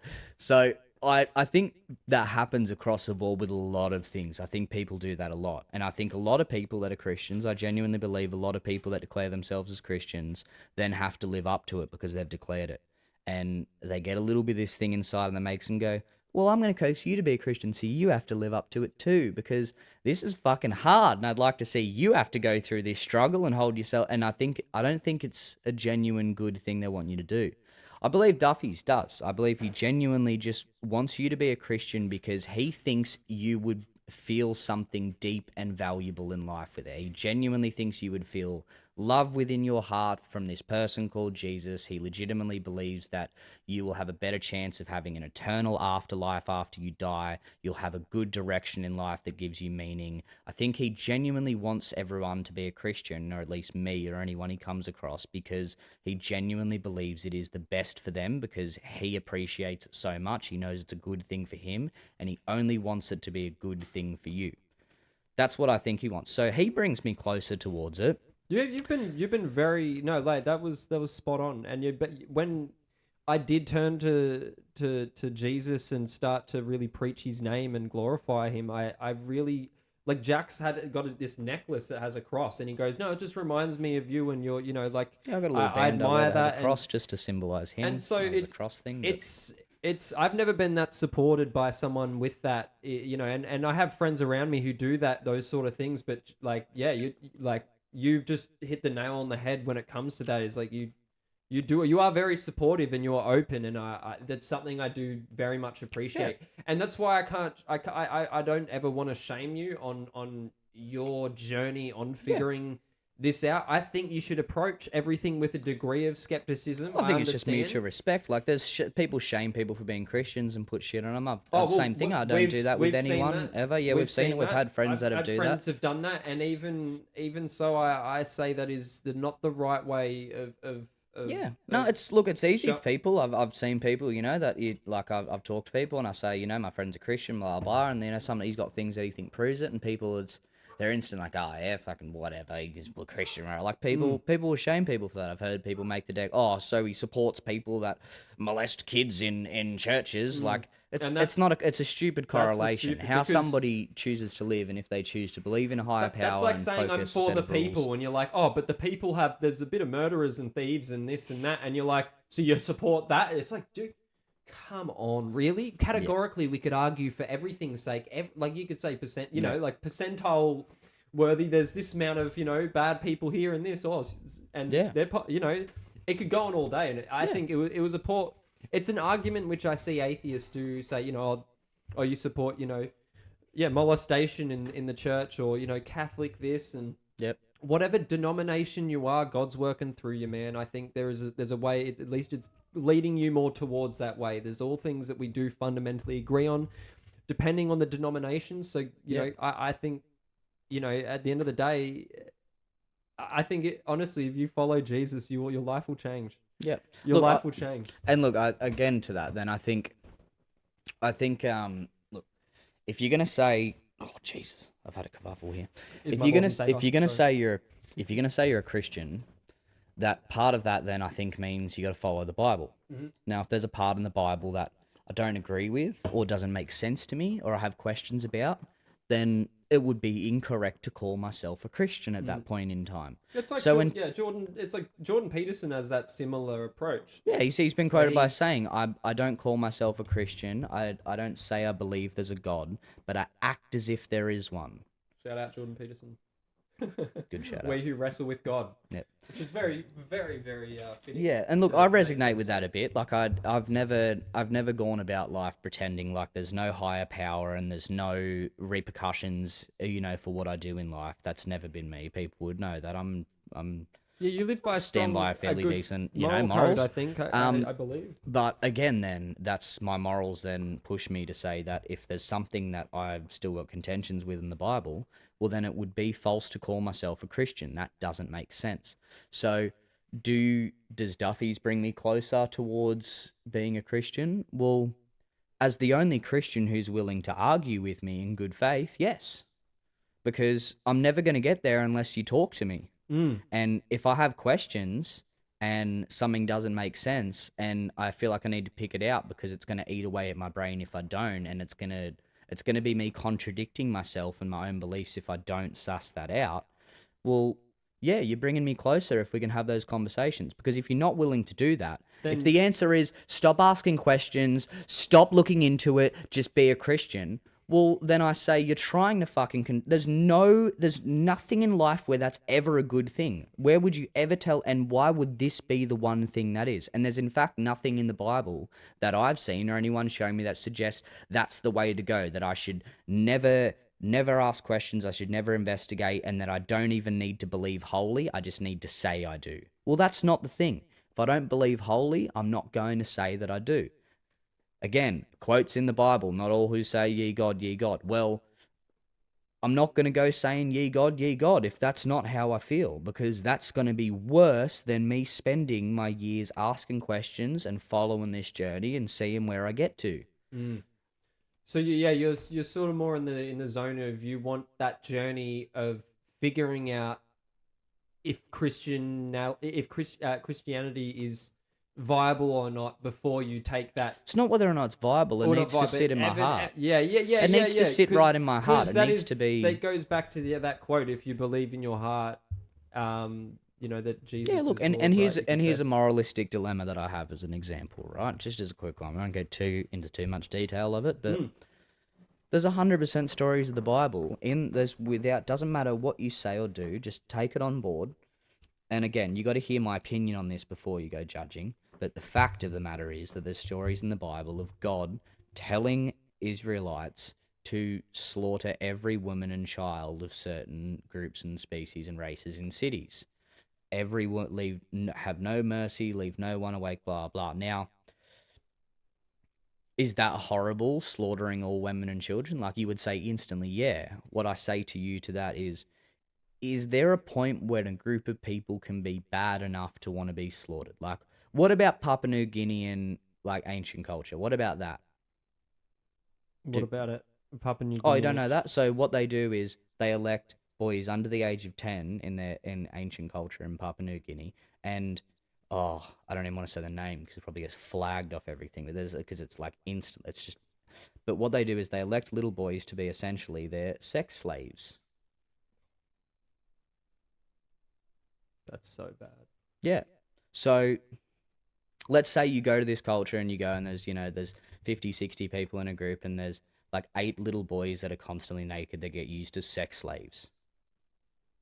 Is that a bad and everyone says this is right. No, this is what we do. We believe in it. And you say you should stop this. And they say, fuck off. Get out. This isn't your country. This isn't you don't like it. Fuck off. Is that a bad enough place to just bomb? And I say to you, if you're considering, you know what, rescue the kids and then fucking bomb the rest of them or something, well, then what I say to you is like, how can you instantly jump on, oh no, God's an unmerciful, horrible thing because he told the Israelites to slaughter a whole city of people? Well, that city of people was fucking, well, they were sacrificing children. They were doing children sacrifices. They had a system where they would, this is all historical. They had a system where they would sacrifice their firstborn son. It would be across the board over and over again. The place that they did this, just in the major area of Israel, now has the same name in Hebrew as what they actually have for hell. So it's kind of, you could say that's where the whole myth for hell started. Some people say, you know, before the quotes of it in the Bible were, that was where it sort of began. But my point is, I need to sit right with that. Like, I need, you know, and that's something that I kind of that's something that I was contentious with 2 years ago. You know what I mean? 3 years ago. Yeah. Killing women and children, never okay for me. But then I learned about the Papua New Guineans and I went, well, wait a minute. But children are all born of pure heart, right? Mm-hmm. And so, yes, child sacrifices, we all agree, is the worst thing, right? You could... That's evil. Yep. That is right. And so, with that said, when you have ultimate evil there, and it's not the sake of the child's fault, they're pure of heart. Them dying isn't the end of their story. They're going straight to God, because they will be judged when they actually have more of their free will put to judgment, when this, you know, and kids are just born and pure of heart. That's what God says. Yeah. And so I can understand why you'd think I can like understand that. Like, it doesn't justify any child dying. I would never ever, like, this is, you know, again, we all agree that is like, child sacrifice is the worst thing you could do, but they do, their journey doesn't end there. Mm-hmm. They go to God. Yeah, fair. And so, with that said, you know, when it comes to that, it's like what I argued before, is that if you had children and a man stole your children, you'll do everything in your in your power to even want to inflict, like, pain upon this person, right? Yep. If you sat there and did nothing, what would that make you? And see, this is why I need to morally quest this out, because it's not always as plain and simple as you think. Like, say, here's an example, right? I have contentions with the fact that, as you said, kids are born pure, right? So why were Canaanite babies slaughtered? And there's no chance they're going to heaven, because at that point it was said that unless they were Israelite, unless they were followers of God, they weren't going to heaven. So those people were born and then died, and if it all follows, they go straight to hell. My thing is that then, you know, I mean, you learn about the Papua New Guineans and you think, like, okay, is there a point at which just wiping out a whole culture is what's best? Because you're gonna breed up people. You know, wait, where's the rest of my family? And holy fuck, they wiped us all out. They're gonna get vengeful. Like, there's a lot of things to consider in that. And then I also think, like, you could make the argument, all right, as an almighty God, what a horrible thing for you to do, to send a bunch of people to go murder all the women and children and men from an area and completely obliterate their whole culture. What a horrible thing to do, you could argue. You could also argue, if one family, let's just call it a family, if I'm the head of my family and there's another family, we're out living in the jungle, we're out in, you know, the ancient period, and there's another family, big group of people, and I found it slaughtering babies, and they'd go to war with us any day of the week if they were.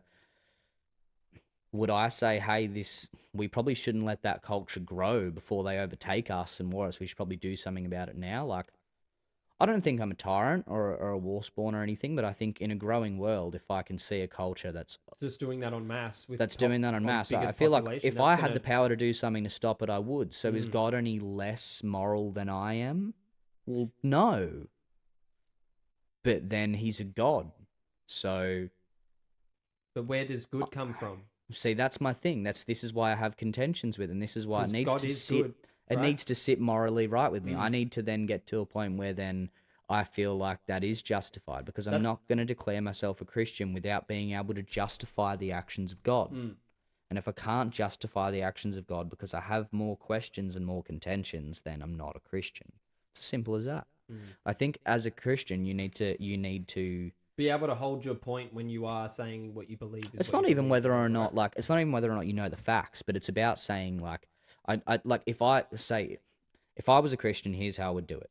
If somebody said to me, "Oh yeah, but what about this?" and quoted something in the Bible that I didn't know about, and definitely made me go, "Ooh, that doesn't sound good for Christians." My response, if I was to call myself a Christian, I didn't know enough about that, would be, I actually don't know anything about that, so I can't argue that point on you. Do you want to talk about it again after I find some facts and I can talk to you? What I will say is, I'm not going to give you that point. I'm a Christian through and through. I think the Bible is legit. Everything in it follows. So I don't agree with you already, but I don't have an argument to give back to you. I'll be honest, I don't. But I just don't agree with you because that's my religion and my faith. If you want to have this discussion, let me get back to you. What verse was that? What am I looking up? And we'll have a discussion about it after I know more. That would be my response. And that's totally fine if you're a Christian and you don't know the facts. We've multiple times in this conversation, I've asked you a question, you've gone, yeah, I'm not too sure actually. We'll look that up.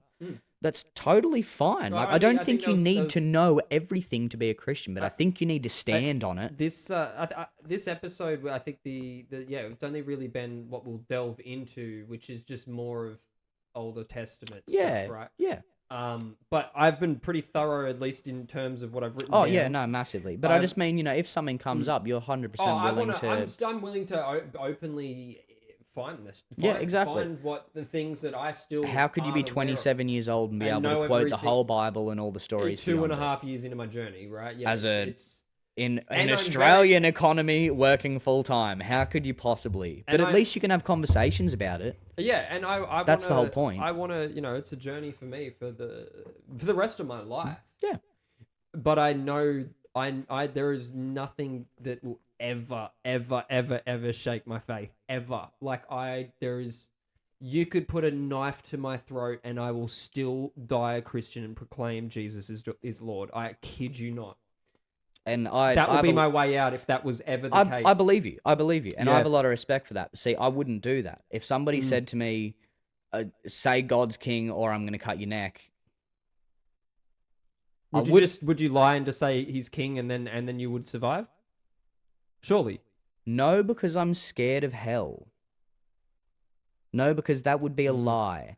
Not all who say ye God will inherit the kingdom of heaven. Saying I believe in God just because it might save my life may just get me killed and gone to hell anyway. In spirit, yes, but then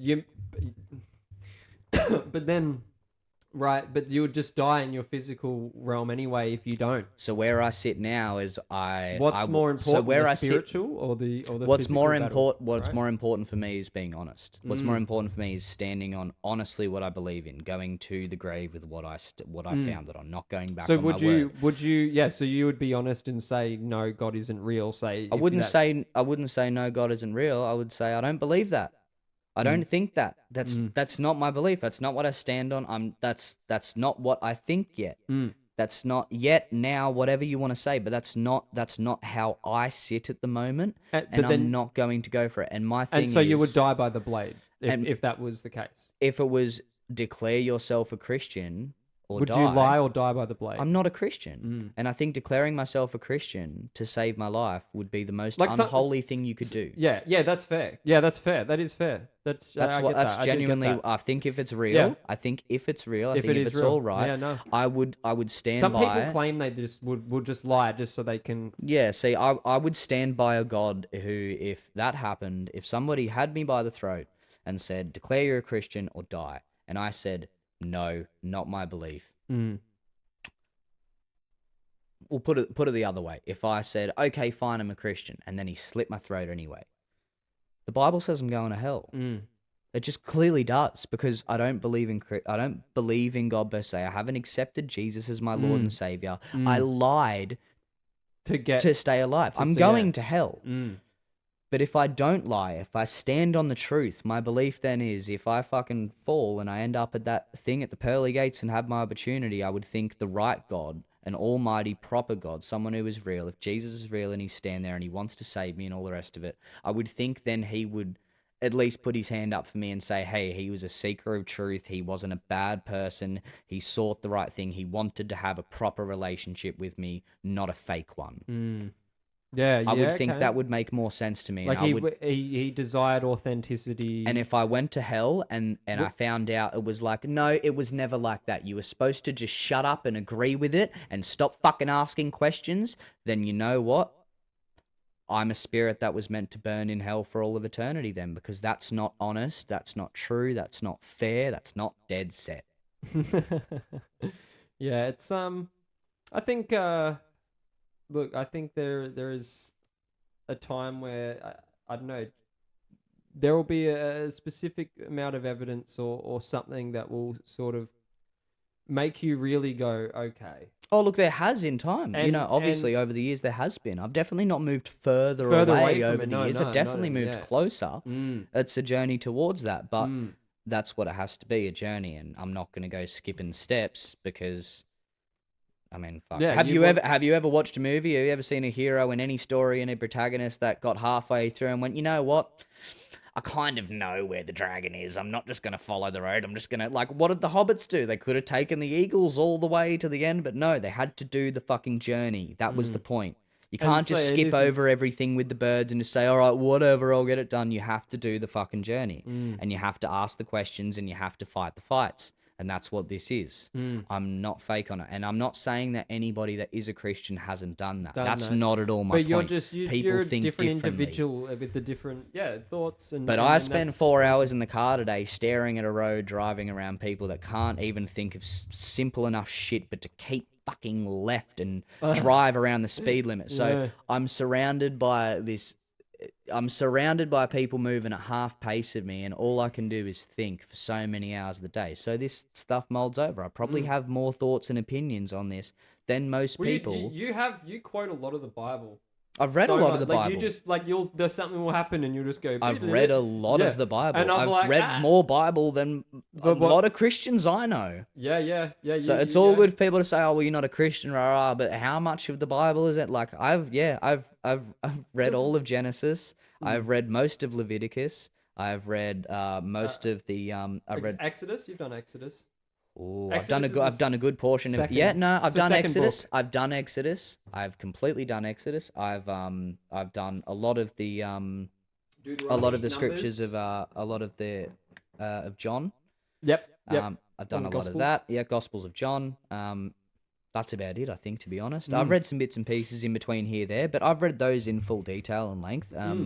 Yeah, I've looked into a lot. Like I don't just call upon shit. I'm not. Yeah, no, you've been digging. You've been digging. I like it. Oh, look, because I'm interested. And you but I have this really really cool question to add to sort of this spiritual sort of area of discussion. And this is for the people who are watching too. And I want you to question this to your loved ones too. Is what I'm going to say is the love that you have for your parents. Whether it not just be you only have a mum or you only have a dad or you had or whatever, that love that you have, is that just chemical or is there something more intrinsic to it? Because if it's just chemical, then why would it matter? Those chemicals, there has to be something more intrinsic than that.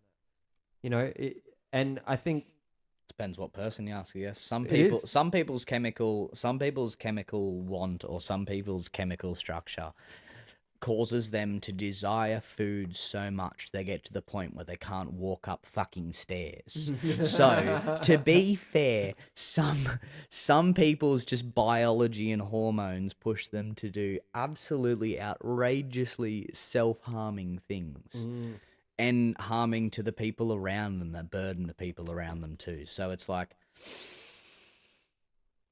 maybe, but your question stands for most people that don't do that, I guess, yeah. It's most people would say it's probably more than just chemicals. It's probably something a bit deeper, a bit more higher in purpose. And again, look, And how do you explain? I don't deny I don't exactly deny a creator or a higher power, but whether or not that creative power is Yahweh, the God of Jews, is my contention.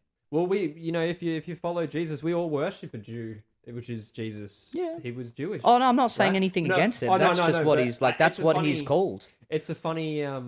Some people tend to forget. Like it's like Yeah, we're all we know worshiping that. someone who was a Jew in the Bible, and then he did But what that's he the did, call. and we followed And that him. to me is honestly another contention, because it's fair to say that Jesus was the most amazing person of all time and was a Jew, but I don't know, it gets to me. I don't think Jews are bad. I don't think any particular race is bad. That's kind of funny, because I would think that the chosen people of God initially would be still to date doing pretty immaculate things for the rest of humanity all over and clearly and visibly, you know what I mean? Like, if I were to tell you about a world, if I were to grab some random alien and tell you about a world where this is the God that made the world, and read them the stories of the Bible and say that the chosen initial people were the Jews, the Israelites, well, then I could imagine a world 2,000 years down the track where the Jews and the Israelites were Still, running everything to a degree, but and some people make the argument the they Jews are. are. Yeah, but not from the shadows. Then Yeah. I would right, think you'd that it'd be at the it'd forefront. There would be an forefront, yeah. example, like they would be leading an example for everyone to live by and be at the forefront of, like, the pinnacle of human excellence, and they would be demonstrating that to everybody. That's what I would think the chosen race and chosen people of our God, which is the God of all races and people, but that it does say that's the chosen race of people. I would just in the Old Testament, until the covenant was Yeah. in the New Yeah, Covenant, I would but just, you know what I mean? And I understand that too. New Testament kind of then goes back and goes, okay, that's not a and thing he makes anymore. a new covenant. But because that's he something fulfills again. the- I'd have to laws. resonate with eventually, is that God actually had a chosen people and then decided to go back on it and say, okay, now it's everyone, rah rah. But there's people that are all over the world that will die and never hear of the Bible and never hear of God and will never have a chance to have a relationship with Jesus. And I know we've talked where you've said those people will actually have a chance when they die. They'll be able to. If you have not been, taught of Jesus, then you're actually still innocent and rah rah. And people under a certain age, you know what I mean? There's a whole bunch to it, but I just think it's a really And God weird is setup just. for you to change your mind to go, okay, no, not those people anymore. Now it's everyone, but I'm not actually going to give everyone an equal opportunity. if I was God and I needed in human form of my creation needed a descendant from the Jews to be safe, I would make a land of an area for the Jews that was theirs and claimed rightfully theirs, so my descendant could be so rightfully there. Yeah, right? look, and that's the other And side. You could make the argument that that's what Jesus was. It was like, Yeah, if he you- if was you the wanted- example of he was he's a what he descendant wanted of the Jews to be. Abraham, He yeah. was the perfect example of humans, and that's why he was a Jew, because they were the chosen people. Yeah, and then once he fulfilled the laws, Mm. a new covenant was fulfilled, and if you just Yeah. trust in Jesus, then you will be saved. I get that. I just wish that was pushed more than to a degree, because I feel like most people don't know that. Everyone's heard of Jews in the Bible and everything, but I don't think, like, People, I yeah, don't know that's off the not top of my head the quote, and I feel like this is something that someone seeking God should know without needing to dig super hard for. It should be a few times in the Bible, I would hope, somewhere that says that I am still worthy, not as a Jew, that I am just as worthy as the next Jew, or just as potential. I can understand why there'd be plenty like me, just a mutt of all different, like, Scottish, Aboriginal, bloody South American, all sorts of stuff. I'm just like, well, what the fuck am I doing? Well, it says all Jews, Gentiles, and what's the other word? Basically, meaning all of humanity. Yeah. And it's naming, of course, the Jews to commemorate what they were, and then Gentiles, that's us, isn't it? Right? I don't know. I think that's what Gentiles mean. See, this is I my don't know the baby definition Christianness of that coming word. through. But there's a quote that does say that in the Bible that essentially means all. It's all. Okay. It's and still giving homage to Yeah. the ones in the Old Testament, to be like where Yeah, I it's, get you. But there are a lot of common folk who don't know these things. Yeah, and that's no, why I get you. That's why And we're look, it discussing, right? makes sense to me. A lot of the things in the New Testament that cancel out a lot of contentions that people have with the Old Testament. I understand that, and to be honest, I don't know whether or not I'm sitting right on whether or not it makes sense to me that God would change things up so much or become so different. I would think that that's such like a, I can't see the path of that. You know what I mean? I can see it sort of makes sense to me logically for you to have these are my chosen people. All right, not everything's going good in the world. Blah blah. I'm gonna have my son come down. He's gonna be one of these people, and he's gonna be the elect chosen one. He's gonna be the example of what to be. Well, if you looked at those times, if you wanted to have like a big collection and congregation of a certain ethnicity in an we it was because of people having slaves en masse. And so if you were to selectively get, if you were to play God to get all the Jews to the promised land and across the Red Sea, am I correct? Right? Yep. Then it was almost like the perfect time to grab that group and say, these are my chosen people, because of the chosen people will be the Messiah, and he is the chosen one to save all of humanity. And yeah, maybe it does this area of, they're within this certain categorical structure, but that categorical structure. Categorical structure. It wouldn't have worked if it was, another type of I guess background, because these Jews were still, like that's just what they were. Like that, for me, it just makes sense that you couldn't have gone, let's just get the Egyptians to do all this, because they had different beliefs and like they were believing in multiple gods. Yeah. And so it just made makes sense for why you got the Jews. I get you. Yeah. No, I get that. But I can't. If that makes sense to me, then I would think that other things make sense, and it doesn't really follow to me that it. I'm still kind of locked in and torn, and obviously I'm still investigating. I'm still open-minded to it, Yeah. but I'm still very locked in and torn on like a lot of people raise up things that are like old rules from the Old Testament, and I don't think it's that people are. I don't think it's so much that people say, "Oh, well, this is a stupid rule in the Old Testament." I think people's problem, maybe if I'm right, is sort of similar to what mine is, which is, why was that ever a thing if an omnipotent God knew it wouldn't be later down the line? Why would you ever have a rule of no eating shrimp, or never have a rule of wearing cloth of two different types of things if you knew that later on? And why would you even bother having the design be that a rule if you knew later on that would just be completely wiped out as if it never existed? Because what God expects of you, he knows you will fall short. And because of, I guess you could trace that back to Adam, right? With and Eve. But yeah, I guess with the fall of humanity, it was a lot harder to fuck up back then. So he made it easier to fuck up by giving you rules like you can't wear two different fucking cloths. And then those things, right? Obviously, those expectations that God has for you, those expectations could only, all of them really be fulfilled by one man and one man alone. That was it is the Son of Man. It is God. It is Jesus. That's the only person who could ever pull that off. And if we trust in that pure, that pure holiness, that's something that no one could ever pull off, and it be slain because it was so pure, just for our sins and our and to clean us of our to clean us of our sins. That's the biggest sacrifice of them all, and I think it's the most loving sacrifice. The biggest form of love is sacrifice, 100%.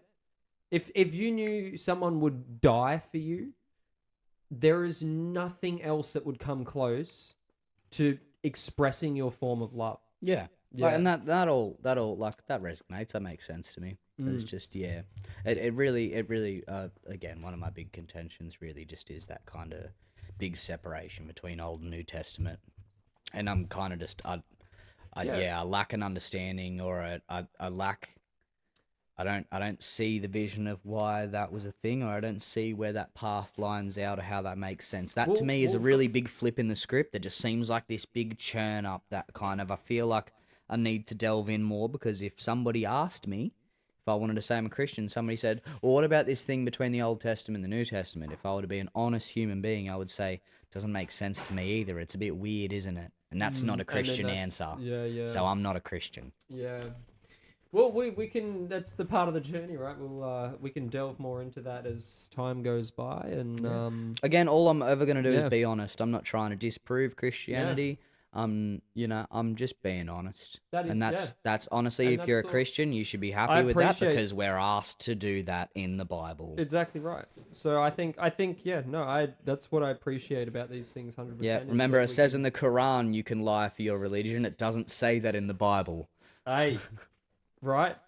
That isn't that crazy? Yeah. So if you're Christian, no. Here we go. Got David. Davey saying, more. "I'm with you, Jax. I need to know more to be more on board."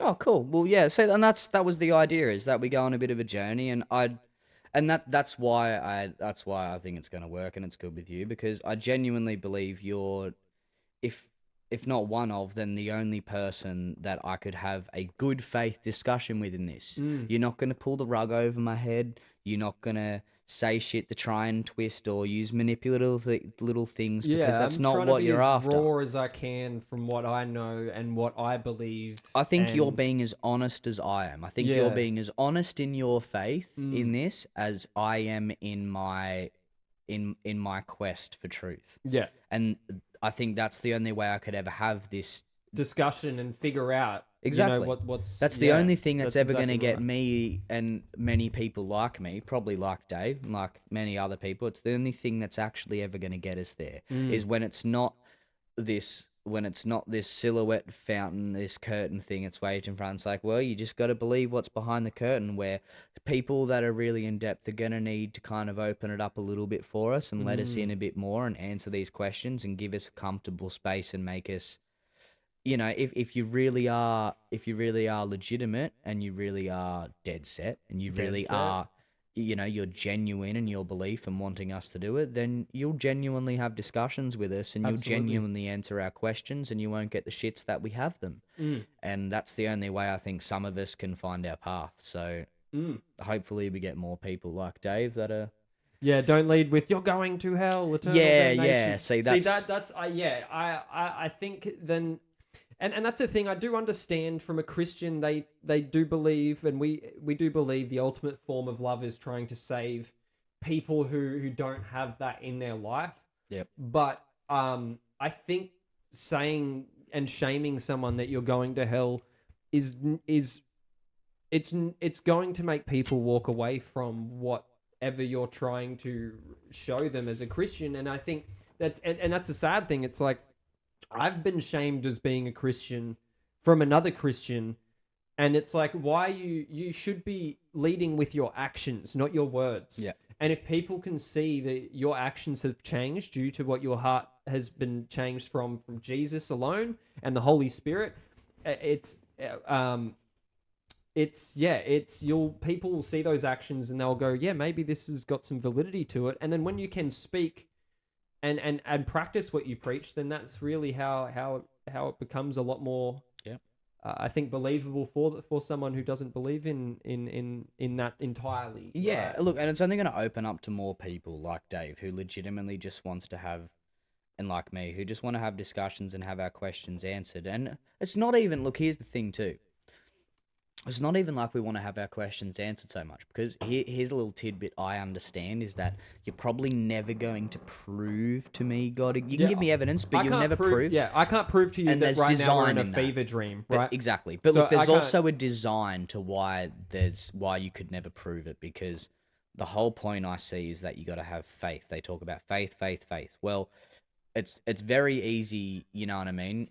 It's very easy if I know a God exists to say, I worship God. If I knew God exists, I would be a fucking moron to say, well, get fucked, God. Like, that would be the dumbest thing ever if I knew he existed to reject him, to reject something that's almighty and powerful and created me and controls everything, is an omnipotent. I would be the most self-fucking harming person, the most self-suicidal person you could be to But that's the point. That's why you'll never know, because you have to have faith. Because as soon as you know, of course you're gonna believe. Yeah. You got no other choice to. It's not belief anymore. It's knowledge. So Yeah. of course you're never gonna be able to prove it to me. And I think for the Christian perspective, when we do say you got to have faith, it's almost like it's like when you're trying a food for the first time, right? And someone's like, "Dude, it's so good," and people are like, "Nah, and you're like, "Dude, just a leap of faith, and once you're there, you will feel it, and you will know it." Like you and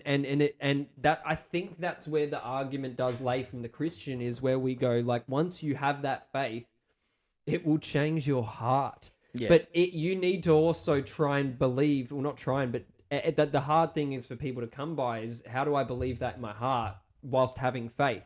Yeah. Because some people, like, like the which disciple was it? Doubting Thomas, we call it. Yep. Like there was things he doubted because we all, it shows that we all approach things with a degree of skepticism, which there is healthy skepticism, there's, and that's, and I see that from you. You're trying to figure out, what is the truth? What is dead set? Well, right? like I was saying, it's not even really that, because like I was saying, so that part of it's always going to be faith, right? So you're never going to have all the answers, and not even all people, Christians collectively, are going to have all the answers. But I think what a lot of us are wanting to see, that haven't really taken some big step and aren't really involved in it yet, what we're wanting to see is that we're wanting to see the humanity in you when we talk about this. We're wanting to see that you can practice what you preach. We're wanting to see that you put, to some degree, because I think here's what a lot of the problem with people that aren't Christian is against, like, more religious people, non-religious to religious, is a fear that you kind of put your religion above humans then, or you put your God above humans. And to some degree, I guess you do, but you have to. But so the danger that we feel I am also taught to love everybody, even bless my enemies. Yeah. So it's about how far you take that then, because what people like, there's two ways you can go about that then, right? You can put your God first, and you can say, but I want you to have a relationship with this God, and I'm still going to treat you with respect and talk to you about these topics. Or you could take it to the level of, no, I put my God first, and I don't give a shit about you. God is first. You're not a believer. I will fucking kill you. And see, that's the scary part, right? Is if people put that above you, like, it's, I get it, but that's where the validity of, I guess, Jesus comes to, is where you look at all religions, and a lot of it is about self and not loving others. It's about self. Buddhism is about self. Yeah, which is, yes, you have those good morals, but it's about self. And if we focus too much on self, people will say you're selfish. It makes sense. It leads. So, hey, Buddha lobes are cool, but I like long, stretchy earlobes. Look, I might do it. What do you reckon, guys? Do you reckon I'll just pull these down? There is some good things to take out of a lot of different principalities, but I think the one that stands true and consistent, even if you may not, like, agree with what the God, if God is real or if he isn't, or whatever, but the principalities that come from Christianity is the action showed from what these things can do for people. And I think a lot of us struggle with loving our enemies, and that's a hard, that we all, we all feel wronged by certain people, and it's hard to not feel resentment. But I say, when these people do these things, it shows you a way not to, for you not to be it shows you a path for you not to go towards. Yeah, so that's what we're looking for. Is we're looking for Christians gives you wisdom aren't demonstrating in a shit way. Because as soon as you demonstrate in a shit way, well, then any non-Christian's going to go, well, yeah, you're judgmental, you're fucked. You think you're going to heaven and I'm going to hell, and you're better than me, and you can get fucked. And that's just what most non-religious people think. That's what if that's the approach people take. But it's about the approach you take. Like I said, you take a different approach. You don't take that, I genuinely believe it's good. I think most people that meet you believe it's good. So in that case, it's a good conversation on it then, or it's not conflictive to hear about. It's not really, it's not so like, look, there's different forms. Like sometimes, you might hear people talk about their faith, their religion, and to a degree, we might, be like, yeah, you might think that, but the rest of us don't think that. But then it can go to a whole different level where you're watching people and just going, you're just talking out your ass. Like Nala Ray, for example, there's videos of her going on that, what's that bloody... George Janko. There's a video of her, Nala Ray, an old OnlyFans star. She was massive, did the whole bloody stupid uwu face, went on all the dating podcasts and made herself look like a fucking idiot in front of everybody. And then she went on this George Janko show, which is he's a Christian. He's a bit of a bloody Bible scholar. He reads a lot of the Bible. He's very in faith. Talks to people about Christianity on his podcast. God bless George Janko. And he, I guess I feel like he didn't really, like, she painted a different picture to him in which he was not aware of what she was. Yeah, right? look, like, I'm a bit lost on him now because, fuck. I don't think he would have platformed her if he knew how many contradictions come out of her. How could her you mouth. know, I guess? But she was to his face talking. And I understand, again, we're taught to love everyone, but I think platforming her may have done a bit more damage. Oh, it's the last thing she needs. I understand why he's put her up there without, he probably just didn't understand what she was fully about and just was trying to empathize with, I guess, but I'm against it even after it now because, like, he posted that video as, like, Jesus saves an OnlyFans model. And I'm watching the video going, I don't know what she saved from, her own fucking, like, her own conscience? What she fucking saved from? She is clearly the biggest attention-seeking grub I have seen on the internet in fucking years. And I'm sorry, mate, but, like, you not putting your foot down and stepping up and saying, hey, stop using my religion to fucking glass over yourself and make yourself look pretty and make yourself look reinvented. He kind of just sat there and let it run. He just sat there and and then even posted the video as Jesus said. And look, I've got nothing against Christians for that. I've got everything against him for that.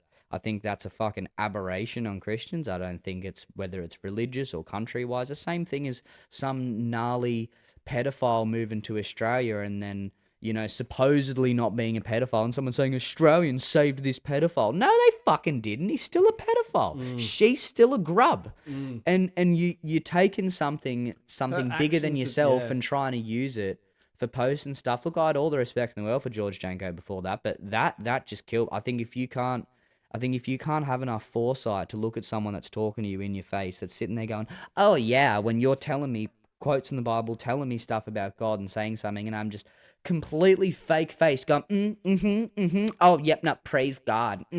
Oh, yeah, praise God. You're a fucking idiot. I'm sorry, but at that point, and this is what a lot of non-Christians or non-religious people are scared of with religious people, is they're scared of you being too in your faith to be able to see when someone's outside of that. The wolves in sheep's clothing. Exactly. You're so willing to just jump on praise God instead of going, I don't think you're a fucking Christian, because you're taught not to judge. And that's fair enough. And I think that's what put him in that position. Is I don't think he was fully aware of how manipulative this woman is. At the end of the day, he platformed her and showed the truth through people who actually could see the truth. Yep. Without, she's platformed, but at least actually that video alone has shown what the wolf is in that sheep's clothing. And he didn't platform it like that. He did say his OnlyFans model is saved. Yeah.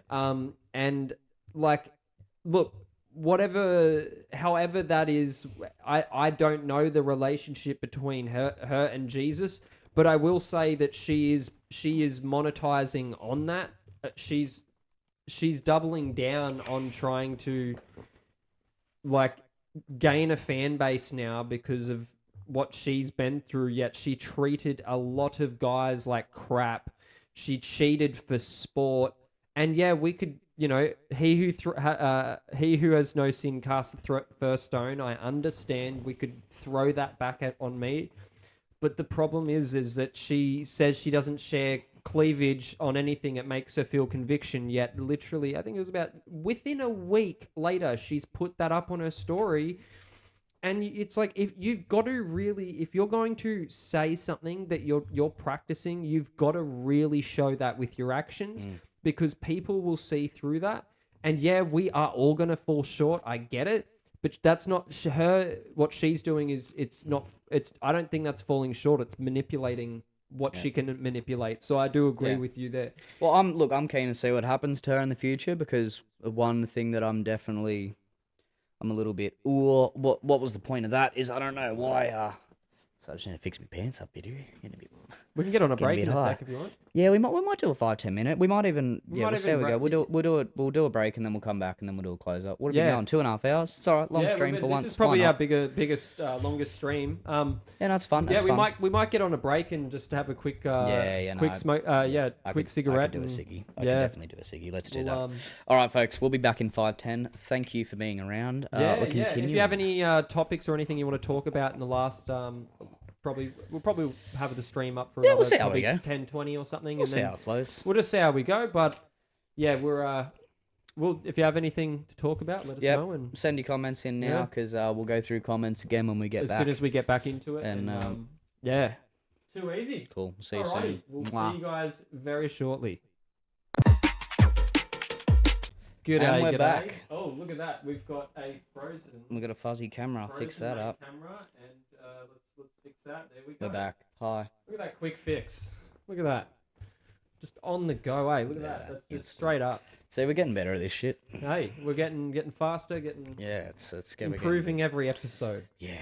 We even had poor mic quality on Thursday nights last Thursday night when we were commentating on a video. Yeah, but then the for review. some reason, because it was loud, people were still saying it was okay. Yeah, so, that was horrible. If you actually go back and listen to that, you can see when we go into the review portion that the mics change, and you can hear at the end of it when I take us back to the full camera view, you can hear when it changes back. But we've this got is definitely better. We've still got to upload another episode. It's done. Oh, so you've uploaded episode 3? Look at you go. All over it. We're just catch episode 3 on YouTube. Yeah, 100%. You can catch this one on YouTube soon enough too. Our plans as well. We were saying we want to actually start streaming on Rumble, just as another platform. We've got to get a certain plugin to get us all sorted with that on OBS. Pardon me. Won't be far off, but. Yeah, not far off at all. I think that's our sort of... Yeah, so we're going to ask the viewers to have a look at downloading Rumble on your phones, computers, whatever it is. It should be on your app store. Should be just as easy to make an account. You don't even have to make an account, but if you want to, you can. Look, it's essentially YouTube. It's just way less restricted. Yeah. There's basically no restrictions on it. It means we can talk a bit more freely. No worries about being like if strike down, flagged, anything. Like and also YouTube, down the track, we've heard YouTube's not too good for. They're a bit greedy in the money department, and look, with donations and stuff that come in for the show, we both work full time. If it gets to a point where that cancels out, that'll change. But for a good portion of this, we're going to be putting any donations or any extra money that comes in towards improving the quality of the show. That's going to go towards better cameras. Need a better streaming computer. There's a few things we need. So it's all going to go towards that for a bit. So we don't want to put it towards our own personal benefit. It's not what we want to. And we want to make the best out of other people's money. Then that's we want to put that back into the show. So then it's better for you guys, and we could at least do the right things with that. Exactly. So if you guys donate through anything on the stream, we'd rather you be that money coming to us and being able to get used on the show, which ultimately goes back to you rather than it going to YouTube.